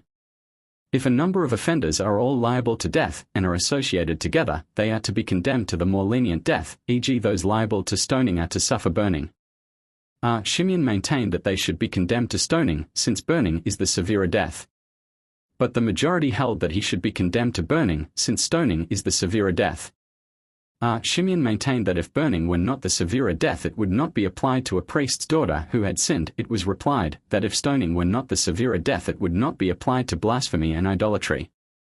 Further, decapitation is relaxed to strangling. Shimeon favored the sword, but the majority strangling. T12. 5. They who are condemned for crimes punishable by severe deaths, and at the same time for crimes punishable by easier deaths, are to be killed by the easier. Jose says strangling is the easiest death. Jose said, further, the culprit is condemned for the first crime of which he was guilty. Thus, if a man has had criminal connection with his mother-in-law, who was likewise a man's wife, if she was in the first instance his mother-in-law and later became a man's wife, he is condemned to burning. If she was in the first instance a man's wife and later became his mother-in-law, he is condemned to strangling. M9. 4. If a man become liable in the court to 2 death penalties, he should be condemned to the severer one. If a man commit a transgression for which there are 2 kinds of death penalty, he should be condemned to the severer one. Jose holds that he should be condemned to the first obligation to which he becomes liable. T12. 6. If a man commit a transgression for which there are 2 kinds of death penalty, he should be condemned to the severer one. In the case of anyone condemned to death penalties enjoined in the law, if thou canst not put him to death by a severer means, put him to death by any means, be it severe or easy, for it is written, and thou shalt exterminate the evil from thy midst. 382 M9. 5. If a man has been scourged and then scourged a second time in the court, he is taken to prison and fed with barley till his belly bursts. If a man has committed murder and there be no witnesses, he is taken to prison and fed with the bread of anguish and water of affliction. 383 T12. 7. If a man about to commit a crime be warned and he keep silent, or if, when he is warned, he shake his head, they are to warn him a first time and a second time, and the third time to take him to prison. Abba Shaul says, he is warned a third time, and on the fourth is taken to prison and fed with bread of anguish and water of affliction. In the same way, they who have been found guilty and condemned to scourging, and have repeated the offense and been scourged a second time, on the third occasion are to be taken to prison. Abba Shaul says, they are scourged a third time, and on the fourth occasion they are taken to prison and fed with barley till their belly bursts. Irregular justice M9. 6. If anyone steal a sacred vessel, or curse by cozen, 384 or marry a heathen woman, 385 zealous people may attack them. If a priest minister in an unclean condition, 386 his brother priests do not bring him to the court, but the young attendant priests take him outside the courtyard and break open his brain with clubs. If a stranger serve in the temple, Akiba says he is to be strangled, but the majority hold that he is to be left in the hands of heaven. 387 An interpolated section. Those who have no share in the world to come XI. These are they who have no share in the world to come, 388 who say there is no resurrection of the dead, 389 that the law is not from heaven, and the Epicureans. 390 Akiba adds, he who reads the external books, 391 and he who whispers over a wound, saying, all the sickness which are brought on Egypt I will not bring upon The, 392 etc. Abba Shaul adds, he who pronounces the name with its proper letters. 393 T12. 9. To these they added, they who break the yoke and violate the covenant, 394 or misinterpret the law, or pronounce the name with its proper letters, 395 have no share in the world to come. 10. Akiba says, he who, at a banquet, renders the Song of Songs in a sing-song way, turning it into a common ditty, has no share in the world to come. Abba Shaul, in the name of Akiba, says, he also who whispers over a wound, it is written, and all the sickness which are brought upon Egypt I will not bring upon The, and spits, 396 has no share in the world to come. MX2. 3 kings and 4 commoners have no share in the world to come. The 3 kings are Jeroboam, Ahab, and Manasseh. Jehudah holds that Manasseh has a share in the world to come, for it is written, he prayed and made supplication, and he heard his prayer and brought him back to his kingdom at Jerusalem. 397 They replied, he was restored to his kingdom but not to life in the world to come. The four commoners are Balaam, Doeg, Ahithophel, and Gehazi. T12. 11 Four kings, Jeroboam, Ahab, Ahaz, and Manasseh have no share in the world to come. Jehudah says, Manasseh has a share in the world to come, for it is written, his prayer also, and how God was entreated of him, and all his sin and his trespass, and the place wherein he built high places, and set up the Asherim and the graven images, before he humbled himself. Behold, they are written in the book of Hosea 3:98, showing that God received his supplication and brought him to the life of the world to come. T13.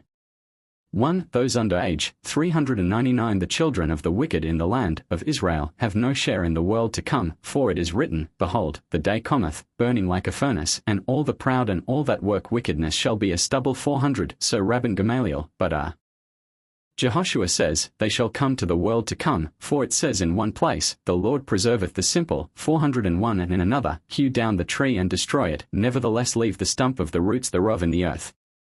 402 Rabban Gamaliel replied, I bring forward on behalf of my view, he shall leave to them neither root nor branch. 403 Which means that the Almighty will not leave a meritorious deed, or parts of a meritorious deed, to be rewarded in a future life, to them or to their fathers forever.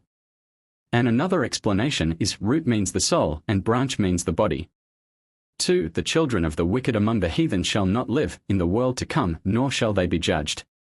But Eliezer holds, none of the heathen has any share in the world to come, for it is written, the wicked shall return to Sheol, all the heathen that forget God.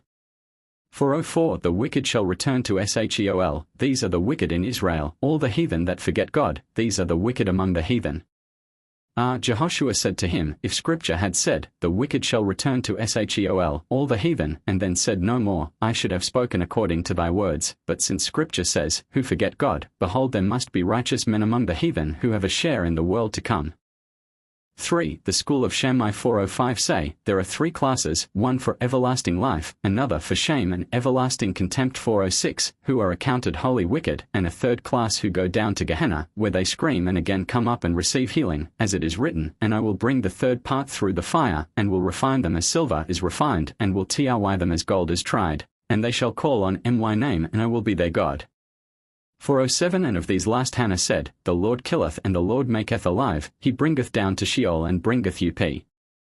408 The school of Hillel say, He is great in mercy. 409 That is, he leans in the direction of mercy, and of them David said, I am well pleased that the Lord hath heard the voice of my prayer. 410 etc. And of them, the whole psalm is written.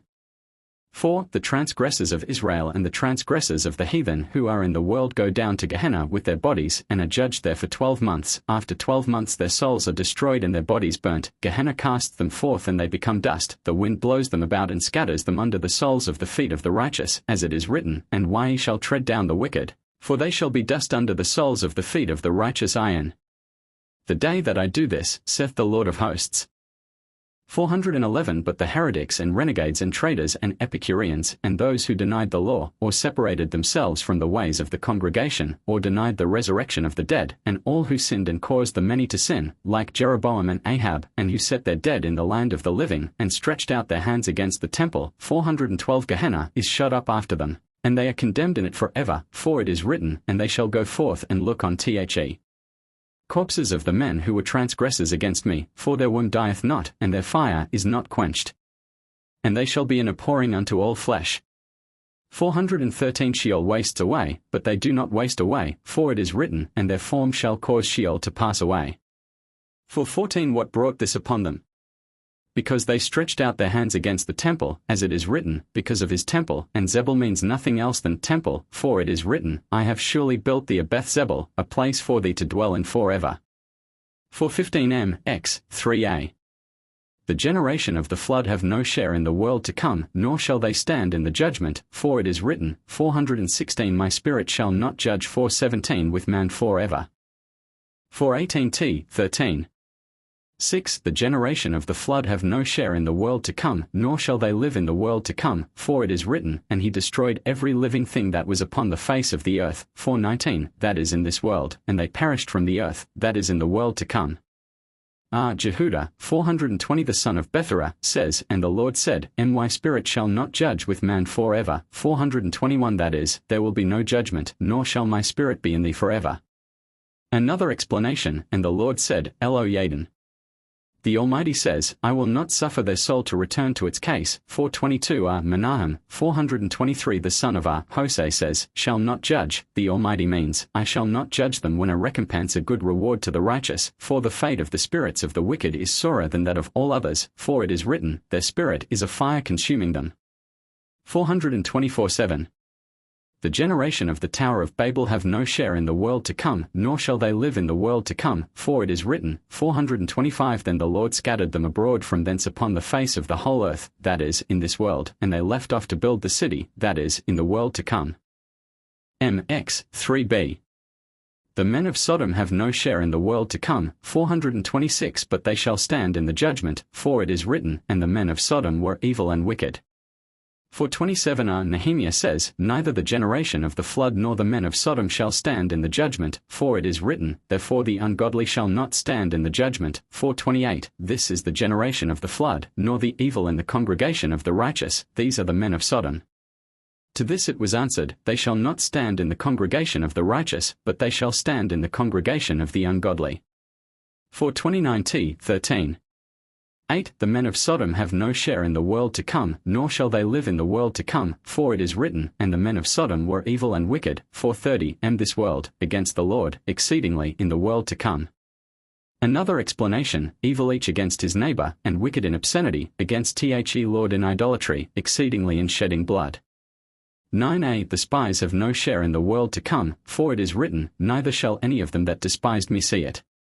431 3c The generation of the wilderness have no share in the world to come, nor shall they stand in the judgment, for it is written, They shall come to an end in the wilderness and there they shall die. 432 Soa Akiba, but Eleazar says, It is said of them, Gather together my holy ones, who made a covenant with me by sacrifice.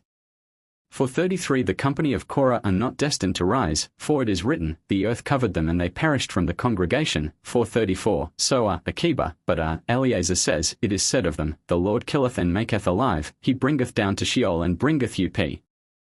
435-13 9b Korah and his company have no share in the world to come, nor shall they live in the world to come, for it is written, The earth covered them in this world, and they perished from the congregation in the world to come. Soa Akiba, but Jehudah, the son of Bethera, says, They will reach the world to come, for of them it is written, I have gone astray like a perishing sheep, seek thy servant.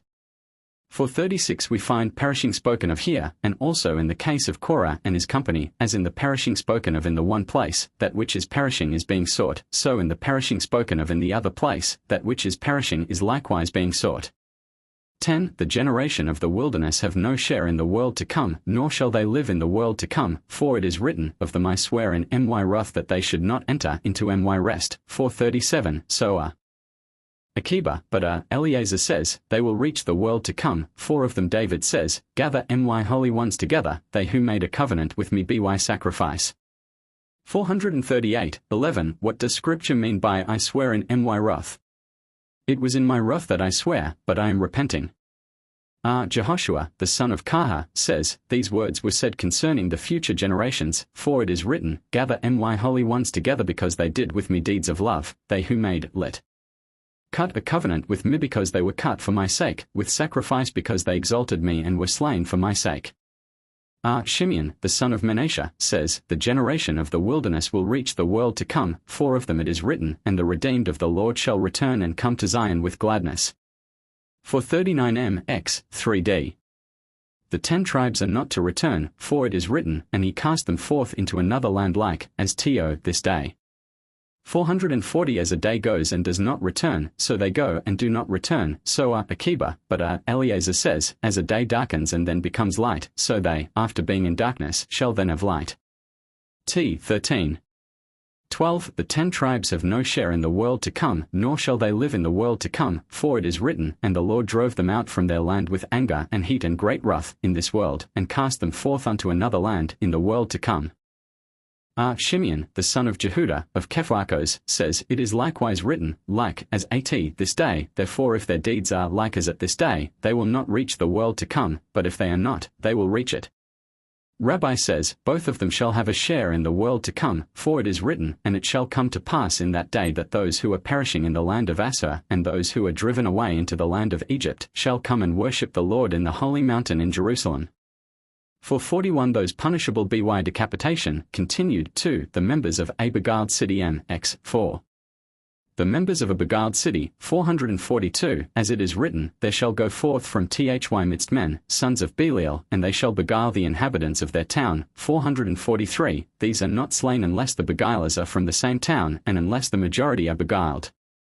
Also, the beguilers must be men. If they be women or children, 444 or come from outside of the town, those who have been beguiled must be regarded as single offenders needing 2 witnesses, and every offender must receive the legal warning. The punishment is more severe in the case of individuals than in that of multitudes, for individuals are liable to stoning, so that their property is not confiscate, whereas multitudes suffer only from the sword, and therefore their property is confiscate. M5. Thou shalt smite the people of that city with the sword, but an ass or camel caravan passing through from place to place such are to be set free.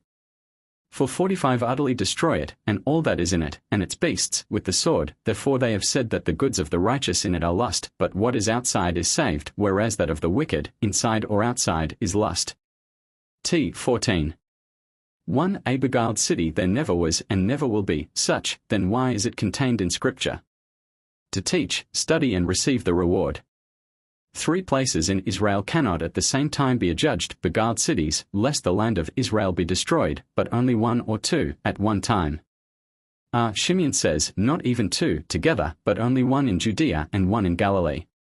On the frontier even a single town cannot be so condemned, lest the heathen break through and destroy the land of Israel.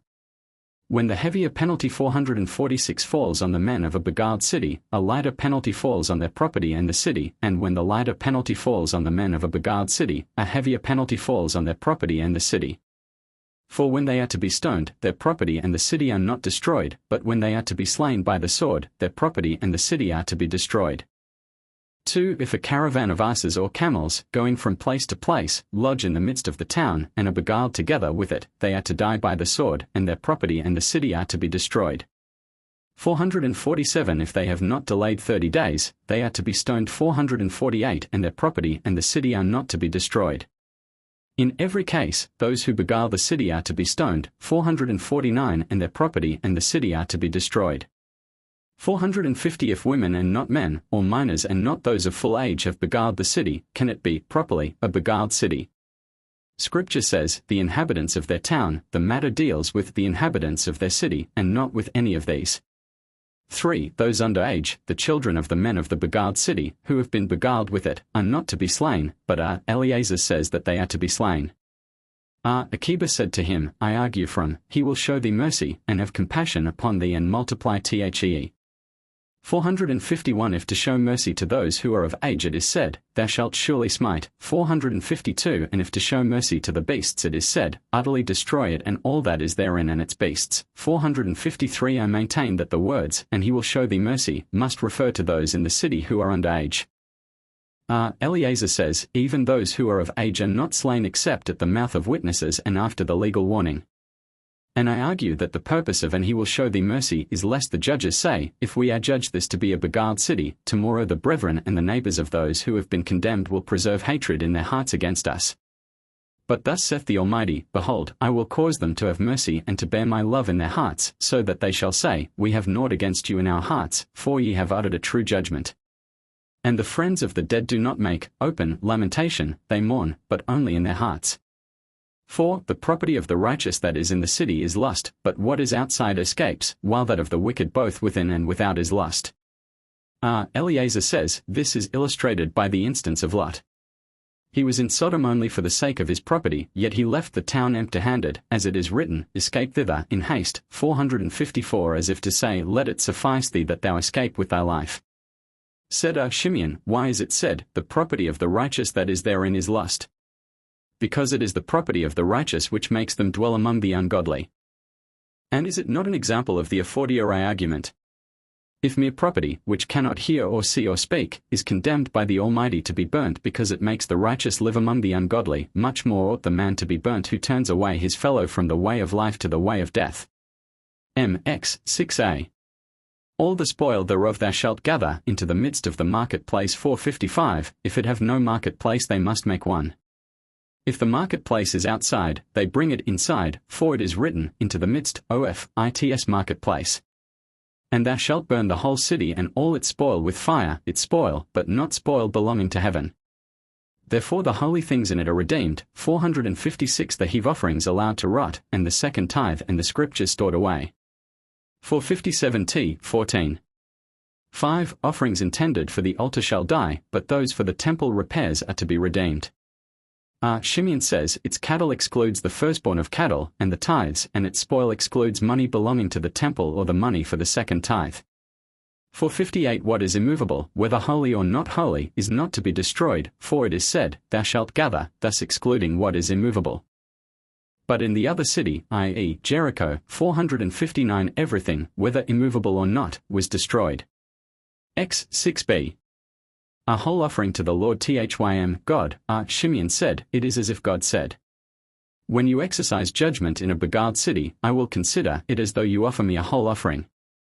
And it shall be a perpetual heap and shall never again be built upon, you may not even make gardens or parks. So Hosea the Galilean, but Akiba says, and shall never again be built upon, means that it shall not be built as it was before, but gardens and parks may be made of it. Thou shalt keep naught of the accursed thing, that the Lord may turn from the heat of his wrath and show thee mercy and kindness and increase the whole time that the ungodly is in the world, the heat of wrath is in the world. When the ungodly is perished from the world, the heat of wrath is taken from the world. 14. 6. If they slay the men, and burn the clothing, and hamstring the cattle, is this according to the law? For 60 Mir says, where it is customary to destroy by shedding blood, you shed blood, where it is by burning, you burn, and where by hamstringing, you hamstring. A man is not put to death by means of arrows or spears, and not with the point of the sword but with its edge, as it is written, with the edge of the sword. For 61. And it shall be a perpetual heap, and shall no more be built. 462. They shall not even make it into gardens or parks. So Hosea the Galilean, but Akiba says, it shall no more be built, that is, in the form that it was before. It shall not be built up, but it may be made into gardens and parks. And it shall be a perpetual heap, as it was in the days of Joshua. Hosea and Jehoshua, the son of Kaha, say, Behold, it says, Cursed is the man before the Lord who shall rise and build this city, Jericho. 463. But do we not know that Jericho is now there? The command was that it should not be rebuilt and called by the name of another city, and that another city should not be built and called by the name of Jericho. 7. With the loss of his firstborn shall he lay the foundation thereof, and with the loss of his youngest son shall he set up the gates thereof. 464. And so it says, In his days did Hiel the Bethelite build Jericho. 465. But did not Hiel belong to the kingdom of Jehoshaphat? 466. And was not Jericho in the district of Benjamin? 467. Then why is the matter connected with Ahab? 468. To teach that guilt is connected with him who is guilty. 8. Similarly it is written, And Jonathan the son of Gershom the son of Manasseh. 469. But was he the son of Manasseh? Was he not the son of Moses? 470. Then why is the matter connected with Manasseh? To teach that guilt is connected with him who is guilty. 9. With the loss of Abiram his firstborn he laid the foundation thereof, and with the loss of Segub his youngest son he set up the gates thereof. In the case of Abiram, Hiel had no warning from which to learn. 471. But in the case of Segub, the wicked man had such a warning. But they sought to increase their wealth. Why? Because a curse rested on them, so that they continually decreased, as Scripture says, according to the word of the Lord which he spake by the hand of Joshua the son of Nun. 472:10. Shimeon, the son of Eleazar, says, He did not build the old Jericho, but another one, and after it was built he was allowed to inhabit it, for it is said, And the sons of the prophets which were in Jericho drew near to Elisha. 473. Therefore it is not possible for the court to say, We are condemning a place as a beguiled city, and so destroying the land of Israel. 474. But as there is joy in the presence of the Almighty at the continuance of the righteous, so there is joy in the presence of the Almighty at the destruction of the wicked, as it is written, When the wicked perish, there is rejoicing. 475:11. Whatsoever is left of a beguiled city and its inhabitants, together with the fruits, or any idol pedestal and what is on it, a Merciless 476 and what is on it, or anything to which the prohibitions 477 dealing with idolatry apply, is forbidden, and no benefit may be derived from it. D. Those who are punishable by strangulation. M. 11. 1. These are they who are to be strangled. 1. He who strikes his father or mother. 2. He who steals a soul from Israel. 3. An elder who defies the court. 4. A false prophet. 5. One who prophesies in the name of a false god. 6. An adulterer. And 7. Those who falsely accuse a priest's daughter and her paramour. 1. Who strikes his father or mother. He who strikes his father or mother 478 is not guilty till he bruise them. Cursing is more serious than striking, for he who curses after death is guilty, while he who strikes after death is free from penalty. 2. Who steals a soul from Israel. M. He who steals a soul from Israel is not guilty till he bring it into his own domain and make use of it, as it is written, and treat him as a slave and sell him. For 79 If a man steal his own son, Yohanan, the son of Baruchah, 480 convicts, but the majority acquit. If one steal a man who is half free and half a slave, 481 Jehudah convicts, but the majority acquit. 3. The elder who defies the court. M. 2. The elder who defies the court, it is written, if a matter be too difficult for thee to judge, between blood, and between plea and plea, 482 etc. There were 3 courts, one at the gate of the temple yard, one at the door of the temple mount, and one in the hewn chamber. They come to the court at the gate of the temple mount, and he, the accused elder, says, Thus have I expounded, and thus have my colleagues expounded, such and such have I pleaded, and such have my colleagues pleaded. 483 Then if they, of the court of the temple mount, had heard any tradition, bearing on the point, they told it. If not, they come to the court which is at the gate of the temple yard, and he, the aforesaid elder, says, Thus have I expounded, and thus have my colleagues expounded, such and such have I pleaded, and such have my colleagues pleaded. Then if they, of the gate of the temple yard, had any tradition, they told it. If not, both courts went to the great court in the hewn chamber, whence the law goes out to all Israel, as it is written, from that place which the Lord shall choose. 484 Then, if the accused elder return to his city, and expound and plead as he was wont to teach, 485 He is innocent, but if he direct the judgment to be carried out, he is guilty, for it is written, The man that doeth presumptuously, 486 etc. He is not guilty until he direct the carrying out of the judgment. A mere disciple 487 who should direct the carrying out of the judgment is innocent, hence what appears to be severity against him is found to be leniency. 3. It is more serious to offend against decrees of the scribes than against decrees of the law. 488 One who says, There should be no phylacteries, thereby transgressing against the words of the law, 489 is innocent, but he who says, There should be 490 passages of scripture in them, adding to what the scribes ordain, is guilty. The defiant elder was not put to death by the court of his own city nor by that in Jabneh, but was brought up to the great court in Jerusalem, kept in prison till a festival, and put to death on a festival, for it is written, All the people shall hear and fear, 491, Soa, Akiba, but Jehudah says, his case should not be delayed, 492 but he should be put to death at once, while they write, dispatching the news everywhere, N, son of N, has been condemned to death by the court. T. 1412.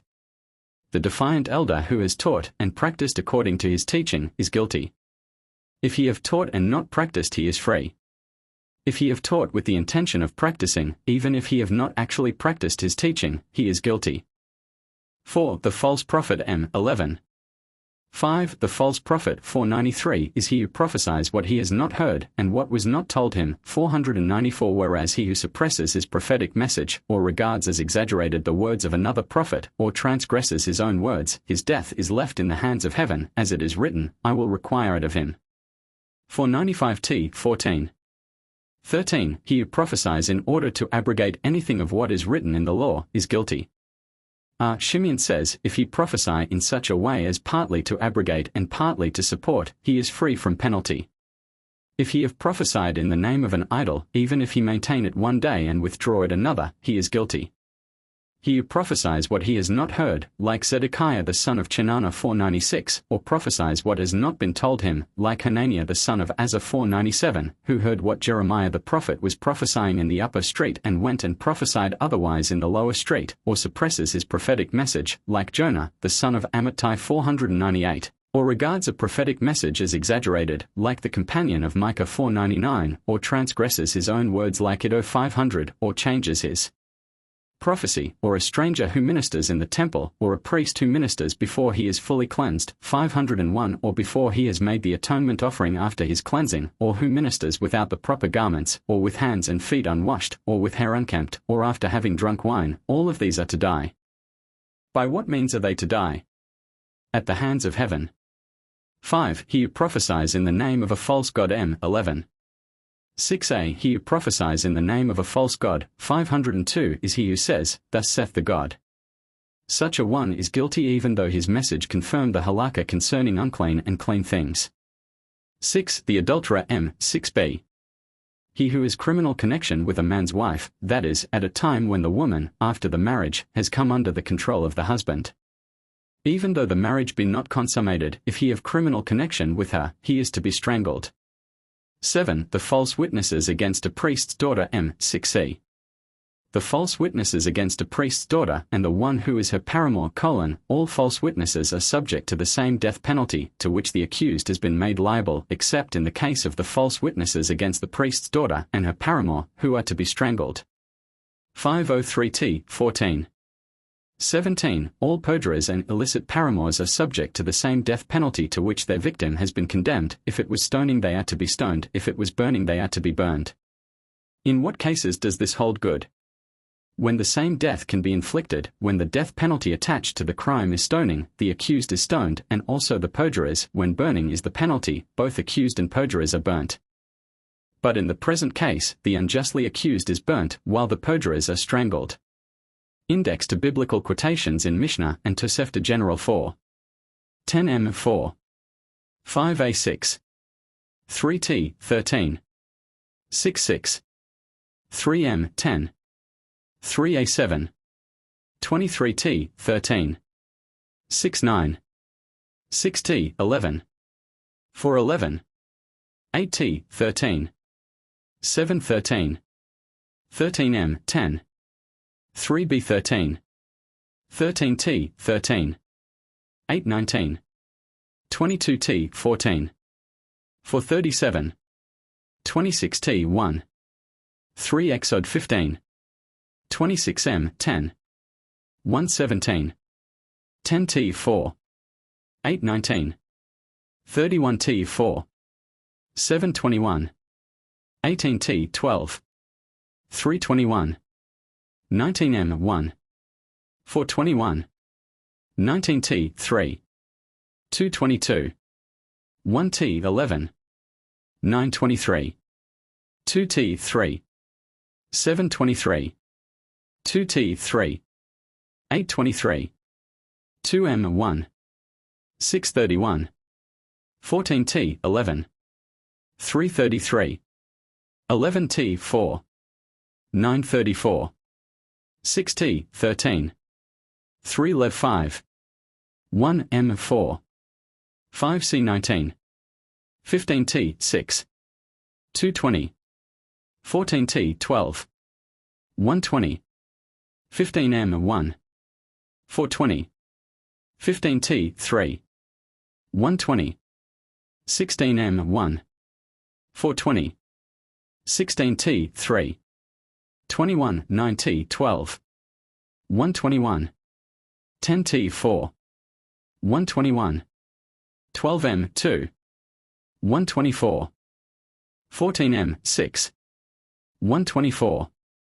22m 4. 1 num 11. 16m 1. 6 14. 23t 13 9a 14. 27m 1. 6 4. 35m 10. 3c 15. 31t 7. 3 16. 33m 10. 3c 35. 24m 1. 6 35. 24T 3. 735. 25M 1635. 25T 3. 735. 29T 3. 10.1. 17T 1. 71. 17T 1. 84. 14T 4. 712. 14M 10. 412. 17T 3. 613. 16T 14. 614. 23T 3. 514. 23T 3. 615. 20T 3. 616. 14T 4. 516. 18T 3. 1017. 6T 6. 617. 6T 8. 317. 7M 6. 4A 17. 7T 12. 617. 8FFM 11. 217. 13M 11. 417. 13T 11. 717. 14F T 4. 517. 15M 2. 517. 16T 4. 517.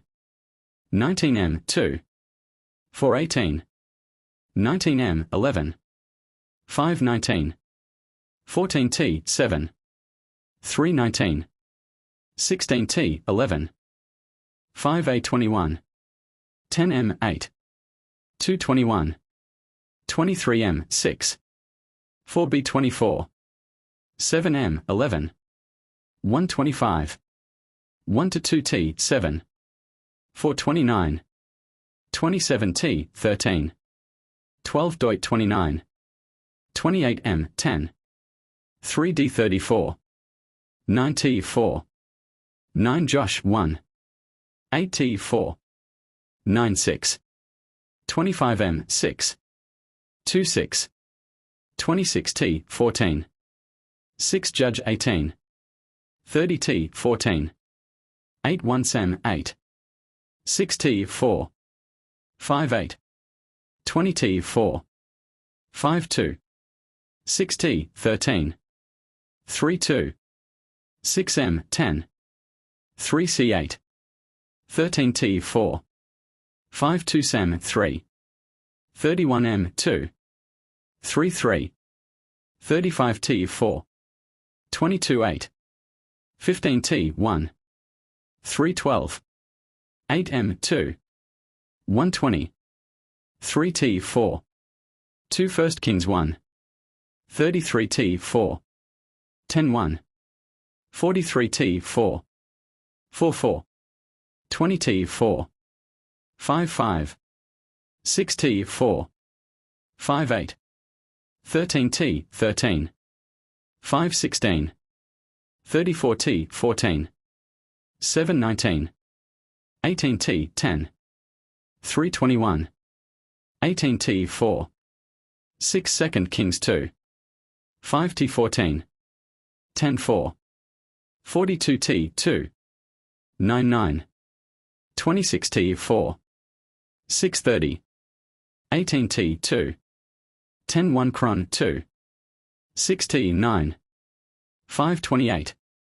2T 4. 4 2 Cron 19. 6T 1. 9 33. 13M 10. 2 33. 19T 12. 11 Ezra 4. 7T 4. 7 7. 6T 4. 7 7. 19T 4. 7 12. 31T 3. 4 S 8. 9T 4. 8 Job 38. 14T 8. 5 Job 38. 15T 8. 6 PS 1. 5M 10. 3B 9. 18T 13. 210. 3T 1. 216. 8T 4. 726. 9t 9. 933.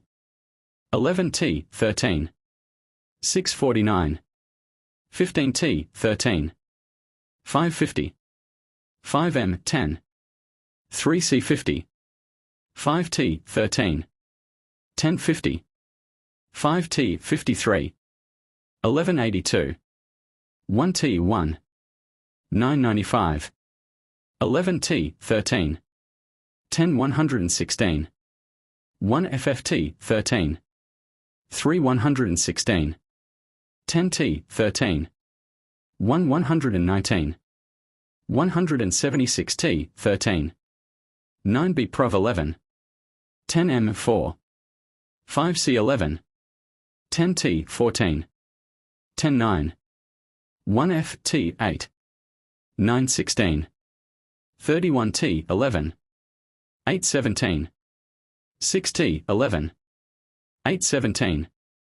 14t 1. 6 20. 29t 11. 8 23. 20m 8. ISA 14. 23t 11. 8 27. 13t 13. 1235. 10t 13. 166. 24t 13. 5j 34. 5t 4. 2 dan 4. 2t 13. 1 5. 8t 4. 7 12. 2t 13. 2 zek 8. 16t 1. 3 9. 12t 4. 7 13. 9t 13 3 mal 2. 6t 1. 2 3. 21t 13. 4 3. 19t 13. 1 rabbinical authorities mentioned or quoted in text Abba Shaul, c. 150 Mish. 10 1 tus. 3 4 12. 7 12. 8 12. 10 Akiba, c. 130 Mish. 1 4 3. 4 7. 11 9. 6 10. 1 10. 3c 10. 3d 11. 4 tus. 2 8 3. 5 11. 5c 12. 3 12. 10 13. 96 13. 10 14. 3 14. 6 Ben Zakkai c. 50 Mish. 5 2. Dost ib Jehuda c. 175 tus. 3 Eliezer b. Shama c. 150 Mish. 1 4 6. 46 50. 3c 10. 3d tus. 3 1. B. Jacob c. 150 tus 1. 2 B. Jose c. 175 tus. 4 5. B. Pada c. 130 tus. 4 8. B. Zadok c. 70 Mish. 7 2 tus. 2 13 7. 9 8. 1 9. 11a 11. 11 of Moding c. 130 tus. 4 8. Eliezer h. Hyrcanus c. 100 tus. 9 6a 11. 5c 13. 2 13. 10 14. 3 14. 4 b Jacob c. 100 tus. 11 9. B. Jose the Galilean c. 160 tus. 1 2. Gamaliel I Rabbin c. 50 tus 2. 6 2. Rabbin c. 100 tus. 8 1 13. 1 Hananiah of Ono c. 140 tus. 2 13. Hillel c. 10b c. tus. 7 1. Ishmael b. Elisha c. 130 tus. 3 6 6. 2 Janai c. 200 tus. 2 5. Jehoshua b. Hananiah c. 90 Mish. 7 11 tus. 2 13 13, 1 13, 2 14, 6b Korha c 150 Mish, 7 5 Tis, 1 3 1, 8 5, 5b 7, 2b 13, 11 Jehuda b Illinois c 150 Mish, 1 3 1, 6 2, 1 2, 2 2, 3 2, 4 3, 1 3, 4 4, 3 5, 3 6, 2 7, 2 7, 3 8 7, 4 8, 4 9, 1b 9, 3 10, 2 11, 1 11, 4 tis,